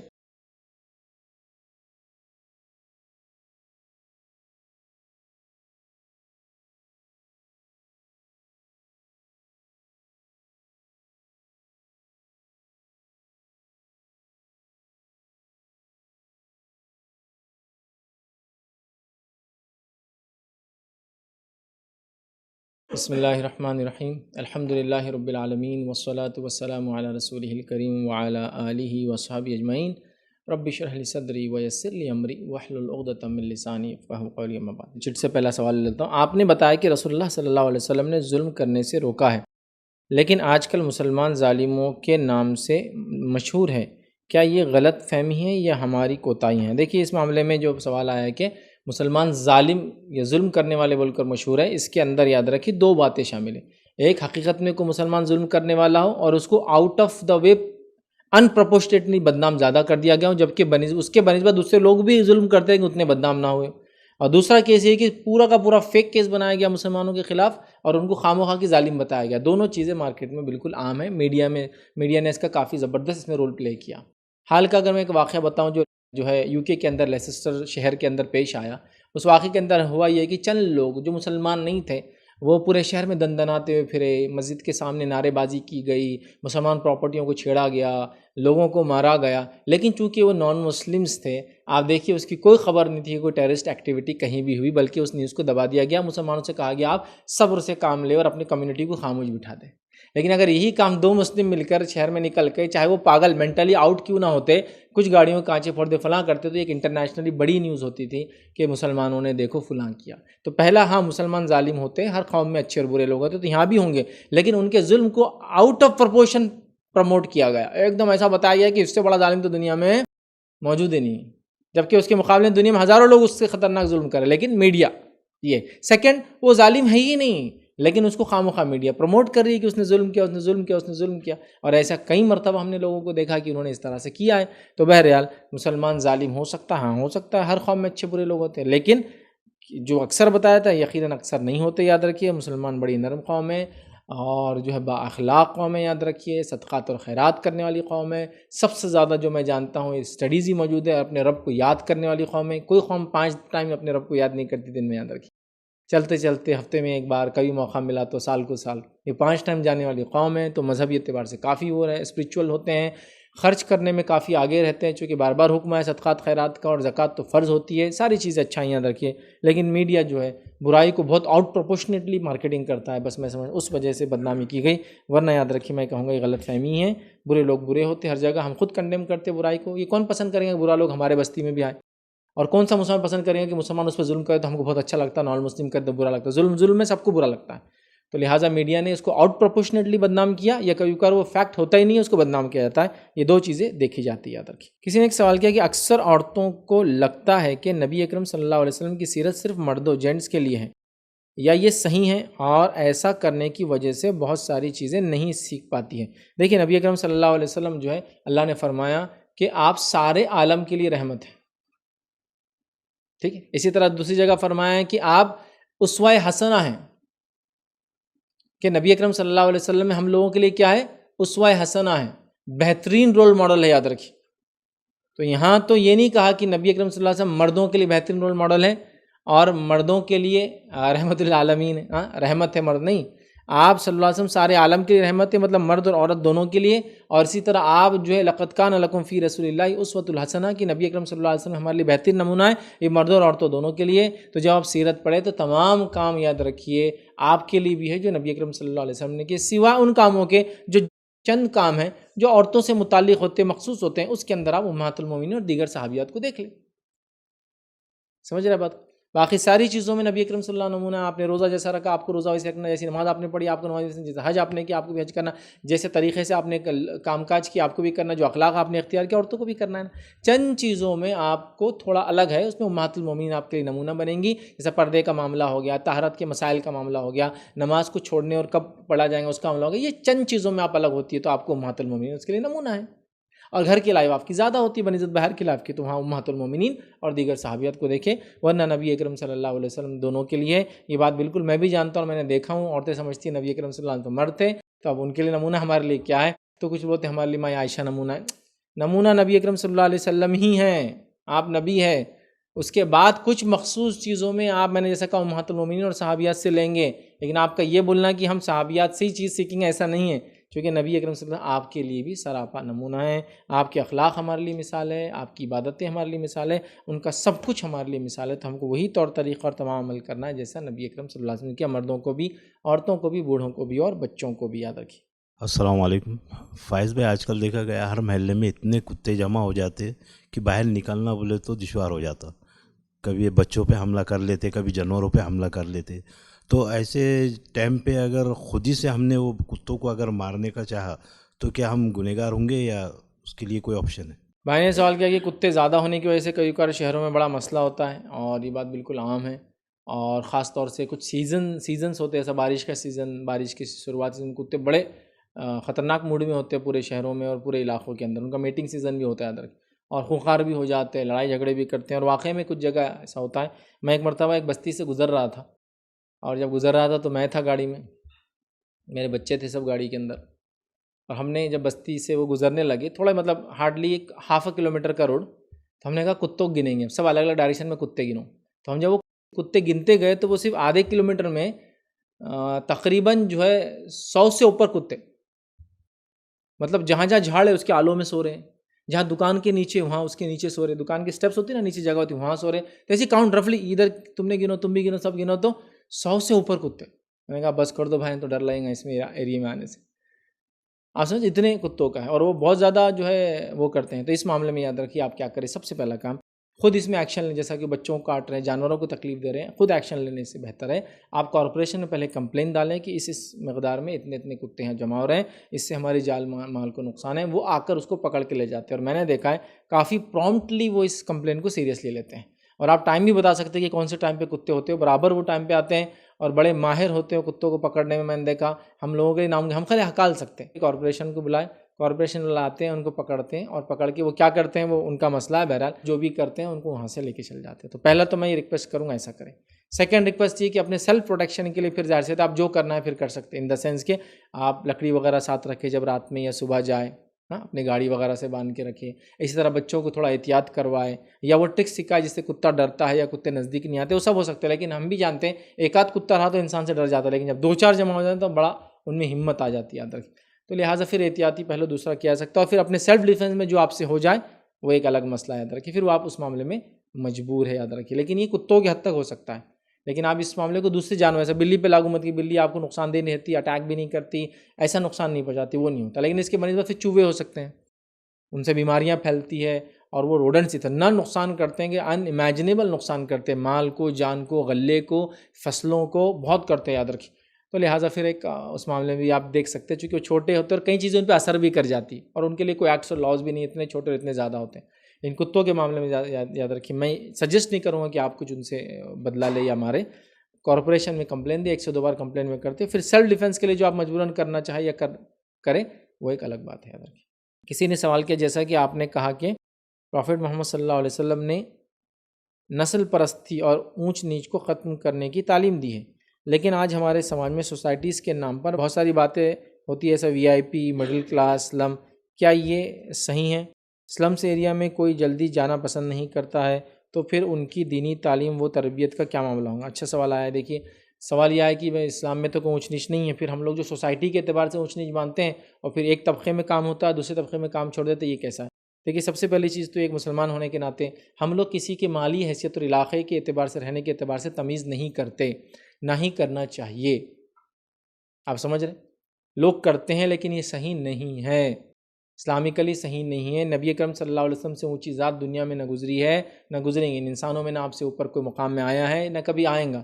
آپ صلی اللہ علیہ وسلم نے استعمال کے اعتبار سے خچروں پہ بھی سواری کی, گدھوں پہ بھی سواری کی, گھوڑوں پر بھی سواری کی, اونٹ پر بھی سواری کری. جو حالات آ گئے اس میں کی. اسٹیٹس نہیں دیکھ رہے کہ میں تو نبی ہوں تو صرف اونٹ پہ جاؤں گا یا اچھے نسل کے گھوڑے پہ جاؤں گا. جو اویلیبل سواری آپ نے کیا. آپ پیدل بھی چلے, آپ نے پھٹے پرانے کپڑے بھی پہنے, آپ کو اچھے کپڑے تحفے میں دیے گئے, آپ نے وہ بھی استعمال کیے, اور بہت اعلیٰ قسم کے آپ کو کوٹس وغیرہ اوور کوٹس بھی دیے گئے تحفے میں بادشاہوں کی طرف سے, آپ نے وہ بھی پہنا. تو مطلب جو جیسی حالت سے گزرے, آپ کو جو میسر ہو آپ نے پہنا. آپ نے کھانا کھایا, موٹے اور سادے کھانے کو آپ نے پسند کیا. کئی سالانوں کو ملا کر ایک ساتھ کھانا آپ نے پسند نہیں کیا. مطلب کہیں لکوڈ جیسا کہ آپ نے ہوتا نا 1 سالن 2 سالن 3 پھر آپ کھا رہے, ویسا نہیں. موٹا کھانے سے مراد یہ کہ بہت زیادہ نفاست نہیں کہ ابھی گوشت آئیں گا تو جانور کا سلیکشن, اس کو بھگا کے دیکھ رہے ہاں یہ سوٹیبل ہے, پھر اس کو ذبح کیا جا رہا ہے, 8 دن تک میرینیٹ ہو رہا ہے, 10ویں دن گڑے میں ڈالا جا رہا ہے, 12ویں دن نکالا جا رہا ہے, اور یہ ہو رہا ہے 15 دن بعد نفاس ہوتا ہے نا. ایسے ہم بس بہت نفاس کھانے کا ویسا چل رہا ہے. بس موٹے کھانے سے مراد یہ کھانا آیا, بنا, ابلا گوشت کھا لیا, معاملہ ختم. نفاست نہیں ہے اس میں کچھ, بہت یہ مسالے ہونا, فلاں اتنا ہونا, فلاں کچھ بھی نہیں. ایک دم عام زندگی آپ نے گزاری. تو یہاں کہیں فرق نہیں تھا. آپ مالدار صحابہ کے گھر پہ بھی گئے, غریب صحابہ کے گھر پہ بھی گئے. آپ نے ٹوائلٹ کے لیے بند ٹوائلٹ بھی استعمال کیے, کھلے علاقوں میں بھی آپ گئے. بہت ساری روایتیں موجود ہیں. ٹوائلٹس نہیں تھے تو آپ کھلے علاقے میں جاتے تھے. جہاں تھے چادریں وغیرہ تو اس میں آپ نے استعمال کی. اسی طرح گرمی کا یہ عالم تھا, غربت کا بھی آپ کے یہ عالم تھا کہ آپ جس گھر میں سوتے تھے گرمی کے اندر, گرمی کی شدت کی وجہ سے آپ اوپر کا کپڑا اتار کے رکھتے تھے اور صرف ایزار کے اندر سویا کرتے تھے. اور آپ کی جو چٹائی تھی وہ اتنی, جس کو کہیں گے کھجور کی تھی, رف تھی, کہ جب آپ سو کے اٹھتے تو پورے اس کے پیچز نشان ہوتے ہیں لال لال لال ہو کے ہو جاتے, پورے آپ کے جسم مبارک پر بن جاتے. تو آپ نے کہا میں مسافر کی حیثیت سے آیا ہوں, بس گزر جانا چاہتا ہوں. تو آپ نے کوئی تمیز نہیں کی. سمجھ رہا؟ صحابہ کے پاس تکیہ ہوتا, اسی تکیے پر بیٹھتے, اسی تکیے پر سوتے, اسی تکیے سب کچھ ہوتا تھا. ایسا کوئی ملٹیپل تکیے نہیں تھے. بیٹھنے کا تکیہ مطلب ہمارا کیا صوفہ, پھر سونے کا تکیہ بولے تو ہمارا تکیہ, ایسا کچھ نہیں تھا. اسی پہ بیٹھتے تھے, اسی کو مہمان کو دیتے تھے, اسی پہ چیزوں کو رکھا بھی جاتا تھا. سمجھ رہے؟ آپ کے پاس پانی کا گلاس تھا جو ٹوٹا ہوا تھا, آپ نے اس کو ایک تار باندھا ہوا تھا, اس سے آپ پیتے تھے. مطلب وہ کریک ہو گیا تھا, لیکن وہ کریک ایسا تھا کہ ایک دم میچ ہو گیا, جب لگائے تو تار باندھ دیے تو پکڑا ہوا ہے, اس سے آپ پیا کرتے تھے. تو کوئی سوشل اسٹیٹس کے بنیاد پہ کوئی ڈیفرینسیشن نہیں تھا. تو ہم بھی اسی نبی کے ماننے والے ہیں. ہمارے پاس کسی کے مالدار اور غریب ہونے سے کوئی فرق نہیں پڑنا چاہیے. اسے کسی علاقے میں رہنے کی وجہ سے اس کی عزت اور احترام میں کوئی کمی نہیں ہے. وہ چچا ہے, غریب علاقے میں رہا تو کم احترام نہیں, اس کا احترام باقی ہے چچا ہونے کے ناطے. ایک چچا مالدار ہے تو اس کا بھی احترام اپنی جگہ باقی ہے, نہیں کہ اس کو بے عزت کریں گے آپ چونکہ آپ بھی غریب ہے, دوسرا چچا نہیں, ویسا نہیں. اس کا بھی احترام باقی ہے. لوگوں کو ان کے تقوی, پرہیزگاری اور مقام جو اللہ نے دیا اس کے اعتبار سے احترام کرے. تو ہمارے پاس علاقے کی کوئی اونچ نیچ نہیں نا. ایسے علاقوں میں جو غریب علاقوں میں آدمی رہ رہا ہے وہ برا سمجھے, اور یہ اس حد تک ہم نے تمیز کر لی جیسا آپ نے سوال میں لکھا, پھر ان لوگوں کو دین کو نہ پہنچائے. ہاں یہ بھی ہوتا ہے. ایسے کئی علاقے جہاں میں چاہتا ہوں کہ یہاں عورتوں کے لیے کچھ عربی کا سسٹم چالو ہو, بچوں کے لیے کچھ ہو, ٹیچرز بولتے ایک دم ہم آتے ہی نہیں اس میں پڑھانے کے, چونکہ وہاں ان کی کیا عزت جاتی نہیں جاتی الگ بات ہے, ان کے برقعے کا اسٹیٹس وہاں خراب ہو جا رہا ہے, اس لیے وہ نہیں جا سکتے. اسلم ہیں, گندی عورتیں آئیں گی, ان کو سمجھتا کچھ نہیں, اب کہاں سے شروع کریں گے. ہم کو ایک دم آرام والا کام چاہیے, اچھی جگہوں پہ جانے والا کام چاہیے, پیسے دے کے بھی نہیں جاتے. تو یہ سوچ کی وجہ سے پرابلم ہے یاد رکھیے. ہم جب سوچ لیتے ہیں نا تو سارے اسٹینڈرڈز اطراف میں بن جاتے ہیں. لوگوں کی سوچ کا مسئلہ یاد رکھیے, کام کا مسئلہ نہیں. تو ہم لوگوں کو یہ سب سوچ سے نکل کر اپنے آپ کو ایک انسان, اور انسان کی حیثیت کیا ہے, راستے پہ چل رہا ہے, عقل کے ساتھ چل رہا ہے, اتنا سا پتھر, 1 انچ کا ہی رہیں گا وہ پتھر آتا ہے اور منہ کے بل گر کے دانت بھی توڑ لیتا ہے, ناک بھی ٹوٹ جاتی, پورا منہ بھی گھس جاتا, مہینہ 2 مہینے دکھا بھی نہیں سکتا کسی. اس کو مینٹین کرنے اور کاسمیٹک سرجریز کرنے, دانت بٹھانے کے لیے لاکھوں روپے چلے جاتے ہیں. اتنی اوقات نہیں ہماری کہ چلے تو زمین پھٹ جائے, ایک پتھر ہٹ جائے. مطلب خاک سے بنے ہیں, اگر اپنی بساط کو, اپنی حقیقت کو پہچان لیں جس سے بنے ہیں نا, تو دنیا گزر جائیں گی اچھی. اور جب وہ پہچان چھوڑ کے اکڑ اس میں آ جاتی ہے, اور یہ اکڑ ہی سب چیز ہوتی ہے, دینی طبقہ بے دین سب میں ہوتی ہے اکڑ. اس کے نتیجے میں وہ جا کر یہ پیغام دین نہیں پہنچانا چاہ رہے ہیں. تو بہرحال یہ درست نہیں ہے. اللہ نے آپ کو دیا ہے, خوش رہیے, کھائیے پیجیے, بٹ لوگوں کو حقیر مت سمجھیے, کام کو حقیر مت سمجھیے, شخصیتوں کو ان کے مالی حیثیت کے اعتبار سے ڈیفرینشیٹ مت کیجیے, تقوی کے اعتبار سے کیجیے. تو لہٰذا سب کے ساتھ اچھا سلوک ہمارے لیے ضروری ہے, اور ایسے علاقوں میں کام کی زیادہ ضرورت ہوتی ہے. ہمیں خوب بڑھ چڑھ کر آگے جا کر یہاں کام کرنے کی ضرورت ہے. کسی نے ایک سوال کیا کہ ایک ماں بیوی یا بہن کو حیثیت سے ہم نبی محترم صلی اللہ علیہ وسلم کی تعلیمات اپنے خاندان اور نسلوں میں کیسے پریکٹیکل لا سکتے ہیں؟ مطلب ایک ماں، بہن یا بیوی کی حیثیت سے ہم نبی اکرم صلی اللہ علیہ وسلم کی تعلیمات اپنے خاندان اور نسلوں میں کیسے لا سکتے ہیں؟ دیکھیے، ایک ماں ہونے کے ناطے نبی اکرم صلی اللہ علیہ وسلم کی تربیت کو آپ یوں کر سکتے ہیں کہ نبی اکرم صلی اللہ علیہ وسلم نے جو والد ہونے کے اعتبار سے جو شفقت اور نرمی اپنے بچوں پر برتی، آپ وہ کیجیے۔ اگر بیوی ہونے کے ناطے، تو بیوی تو نہیں کہہ سکتا نبی اکرم صلی اللہ علیہ وسلم مرد تھے، تو آپ ان کی امہات کو دیکھیے کہ نبی اکرم صلی اللہ علیہ وسلم بحیثیت شوہر بیوی کے ساتھ کیا سلوک کرتے تھے، آپ وہ دیکھیے، اور آپ وہ سلوک شوہر کے ساتھ کرنے کی کوشش کیجیے۔ سمجھ آئے کہ ماں، بیوی یا بہن، اور بہن ہونے کے ناطے تو نبی اکرم صلی اللہ علیہ وسلم بھائی ہونے کے ناطے کیا سلوک کرتے تھے اپنی بہنوں سے، وہ دیکھیں، تو آپ کو پتہ چلیں گا آپ اپنی بہنوں کے ساتھ یا دیگر لوگوں کے ساتھ کیسا سلوک کرنا چاہیے۔ یا پھر نبی اکرم صلی اللہ علیہ وسلم کا سلوک اپنی والدہ سے، نبی اکرم صلی اللہ علیہ وسلم اپنی بیوی سے، نبی اکرم صلی اللہ علیہ وسلم اپنی بہنوں سے دیکھیں، اور پھر اس سے ہم سیکھ لیں۔ نبی اکرم صلی اللہ علیہ وسلم کی والدہ کا تو انتقال ہو چکا تھا کافی کم عمر میں، لیکن آپ نے اپنی رضائی ماں کو بھی عزت دی۔ روایت کے اندر آتا ہے کہ آپ صلی اللہ علیہ وسلم کو جو ہے آپ احترام کرتے تھے اپنی رضائی ماں کا، اور ان کی جو اولادیں تھیں، جو آپ کی رضائی بہنیں تھیں، ان کا بھی آپ نے احترام کیا۔ روایت میں آتا ہے ایک مرتبہ آپ ایک جگہ گئے، قبیلے سے جنگ ہوئی، وہ لوگ لیکن بھاگ گئے، جنگ مطلب ہونے سے پہلے ہی قبیلے کے لوگ پکڑے گئے، بتایا گیا کہ اس کے اندر جو ہے اسیمہ سعدیہ یا شیمہ سعدیہ، جو حلیمہ سعدیہ کی بیٹی تھی، کا وہ ہے جو کہ آپ کی رضائی بہن تھی نا۔ تو جب آپ کو پتہ چلا تو چند مواقع ہیں جن مواقعوں پہ اللہ کے رسول نے اپنی چادر نکالی، جو آپ اوڑھتے تھے، آپ نے اپنی چادر نکال کے بچھا دی، آئیے تشریف رکھیے، ان کو کھلایا پلایا، پھر اس کے بعد کہا ہمارے ساتھ چلیں گے آپ مدینہ، یا واپس اپنے قبیلے جانا چاہیں گے؟ تو کہا مجھے واپس جانا ہے۔ ان کو بکریوں کا تحفہ دے کر آپ نے بھیج دیا، حسن سلوک کیا اپنی بہن کے ساتھ۔ یہ ہمارے لیے، آپ عورت ہے اس بات کو سن رہے تو آپ اپنی بہن کے ساتھ حسن سلوک کیجیے، ایک مرد سن رہا تو اپنی بہن کے ساتھ حسن سلوک کریں۔ تو بہرحال نبی اکرم صلی اللہ علیہ وسلم بحیثیت یاد رکھیے، ایک ماں، بیوی یا بہن کو حیثیت سے ہم نبی محترم صلی اللہ علیہ وسلم کی تعلیمات اپنے خاندان میں کیسے عام کریں، تو آپ اس حیثیت میں اپنے آپ کو دیکھیں اور دوسرے فریق سے کریں، یا پھر ایک عورت ہونے کے ناطے اللہ کے رسول کی تربیت کو آپ کیسے عام کریں، آپ اپنے بچوں کے اندر اس تعلیم کو عام کریں۔ سب سے بڑا ایسٹ آپ کا آپ کے بچے ہیں۔ حدیث میں الفاظ ہے ایک عورت سے اس کے شوہر کے بچوں کی پوچھ ہونے والی، مطلب اس کی پوچھ بھی ہونے والی ہے۔ بچوں کی ایسی تربیت کیجیے کہ بچے ایسے نکلے جو نبی اکرم صلی اللہ علیہ وسلم کی تعلیمات کو جانتے ہو۔ آج ہم نبی اکرم صلی اللہ علیہ وسلم بولنے کو شرماتے بچوں کے سامنے، تو تعلیمات کیا دیں گے آپ کی؟ سیرت کی کتاب میں چاہتا ہوں آپ ضرور ایک خریدے کوئی، اور ہر روز 1 یا 2 صفحہ اپنے بچوں کے ساتھ پڑھے، یا ان کو کم از کم ایسا سسٹم رکھے کہ دینی تعلیم ان کو دی جائے۔ یہ کریں گے تو ہی یہ سیرت عام ہو سکتی ہے، اور پھر ہمارے گھر میں بچوں کے اندر، بڑوں کے اندر، چھوٹوں کے اندر یہ چیز عام ہو جائیں گی۔ یاد رکھیں، عورتوں کو یہ سب سے زیادہ اس معاملے میں محنت کرنا ہے، یاد رکھیے۔ تو لہٰذا عورتیں نبی اکرم صلی اللہ علیہ وسلم کی تعلیمات تو کیسے عام کریں گی؟ وہ اپنے بچوں میں، اپنے گھر کے اندر آپ کی سیرت کو پڑھ کر، اور اس کے علاوہ جب وہ جہاں بھی جائیں گے، یاد رکھیے، یا جہاں جہاں ان کا اثر ہوتا ہے، وہاں وہاں ان تعلیمات کو لوگوں میں پھیلائیں گی۔ اور عورتیں جس اچھائی اور حسن خوبی کے ساتھ یہ کام کر سکتی ہے، یاد رکھیے، مردوں کے لیے ذرا مشکل ہے، چونکہ عورت جتنی اس کی اولادیں ہیں سب سے پہلے ان کو اثر کرتی ہے، انہی کی تربیت کر دے تو اس نے 2 3 4 بچوں کو سنت پہ عمل پیرا ہونے والا بنا دیا، بس باقی انشاءاللہ چیزیں آگے رکھتی جائیں گی ایسی۔ تو بہرحال عورتیں بھی نبی کی سیرت کو پڑھے صلی اللہ علیہ وسلم، اور اس کو لوگوں میں پروموٹ کرنے کی، پروپوگیٹ کرنے کی، بتانے کی کوشش کریں۔ کسی نے ایک سوال کیا، اسکول میں ٹیچرز اور مینجمنٹ کیسے نبی صلی اللہ علیہ وسلم کی سیرت اور تعلیمات کو اہم ذمہ داری سمجھ کر عام کر سکتے ہیں؟ دیکھیے، اسکول اور ٹیچرز یاد رکھیں، اسکول مینجمنٹ یہ کر سکتا ہے کہ اپنے اسکول کے اندر وہ کوئز کمپٹیشن، دینیات کی تعلیم، سیرت کی کسی کتاب کو ہر کلاس میں یا کلاس وائز شروع کر کے 2-3 کلاس میں ختم کرنا، جیسے کہ کوئی ایک لیکچر باندھ دینا کہ بھائی اس میں سیرت، یا اسکول کے سٹارٹ میں کچھ سیرت کے کچھ صفحات پڑھے جائیں گے، یا اسکول کے خاتمے پہ کچھ سیرت کی چند الفاظ پڑھے جائیں گے، تاکہ بچے کی وہ جو آپ کی اتنا دن آپ کے پاس رہتا ہے، ایک سیرت کم از کم اس کی 2-3-4 سال میں ختم ہو جائے۔ اس کے لیے کچھ کر سکتے ہیں، اسکول میں کوئز کمپٹیشن رکھ سکتے ہیں، سیرت کمپٹیشن رکھ سکتے ہیں۔ اس کے علاوہ جو ہے اسکول مینجمنٹ ایک ڈیڈیکیٹڈ لیکچر یا ٹائم بھی دے سکتا ہے، یا پھر وہ کسی مہینے کے اعتبار سے اور کچھ چھٹیوں کے اعتبار سے، یا سمر اور ونٹرز کے ویکیشن میں کوئی کیمپس رکھ سکتا ہے، جس کے اندر اپنے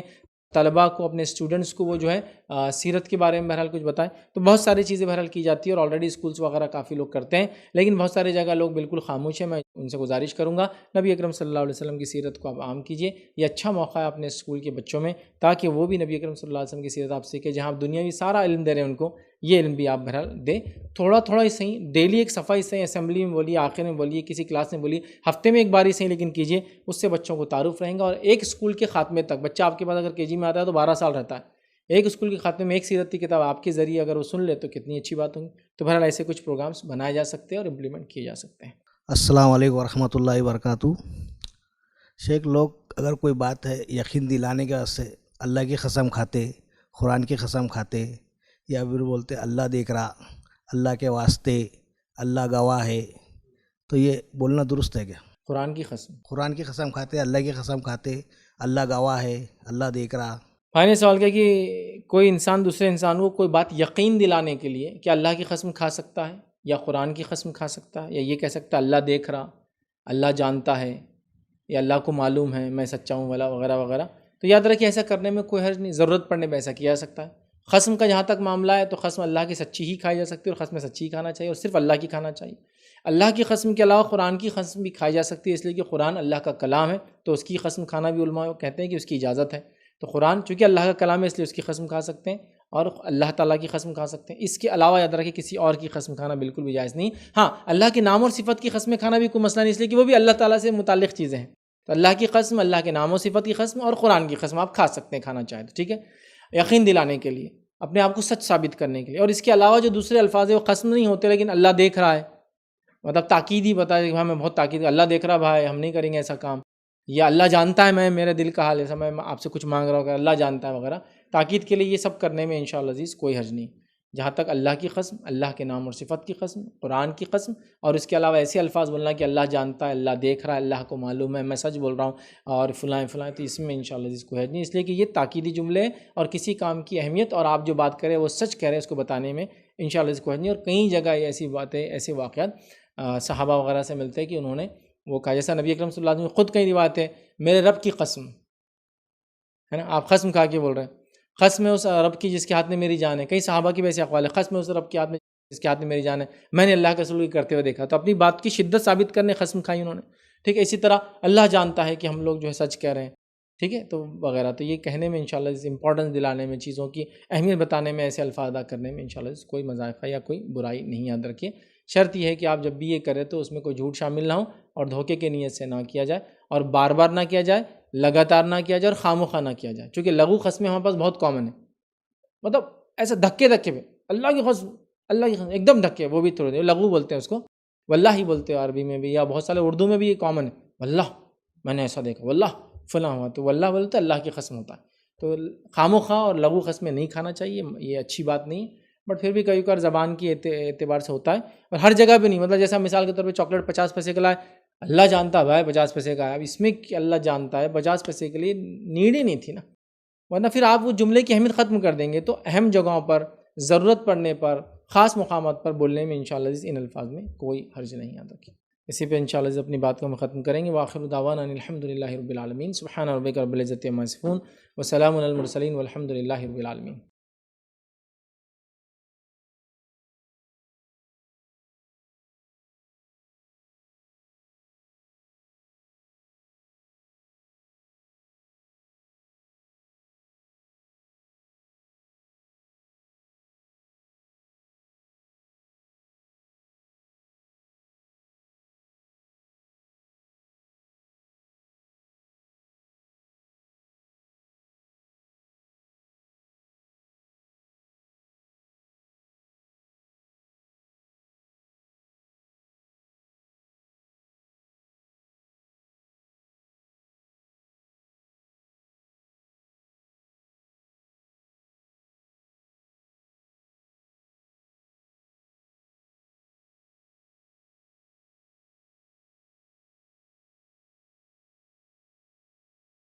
السلام علیکم. آپ بھی ہمارے اس کام میں تعاون کریں اپنی زکات و صدقات کے ذریعے. ڈونیشن ڈیٹیلز کے لیے ڈونیٹ اس پر کلک کریں. اگر آپ کو ہمارے ویڈیوز پسند آئے ہیں تو اسے شیئر کریں اور سب کے حقدار بنیں. روزانہ ہمارے ویڈیوز کو پانے کے لیے ہمارے YouTube چینل کو سبسکرائب کریں اور بیل آئکن دبائیں. ہم سے دیگر سوشل میڈیا پر جڑنے کے لیے ویڈیو میں دیے گئے آئی ڈی کو سرچ کریں. جزاک اللہ.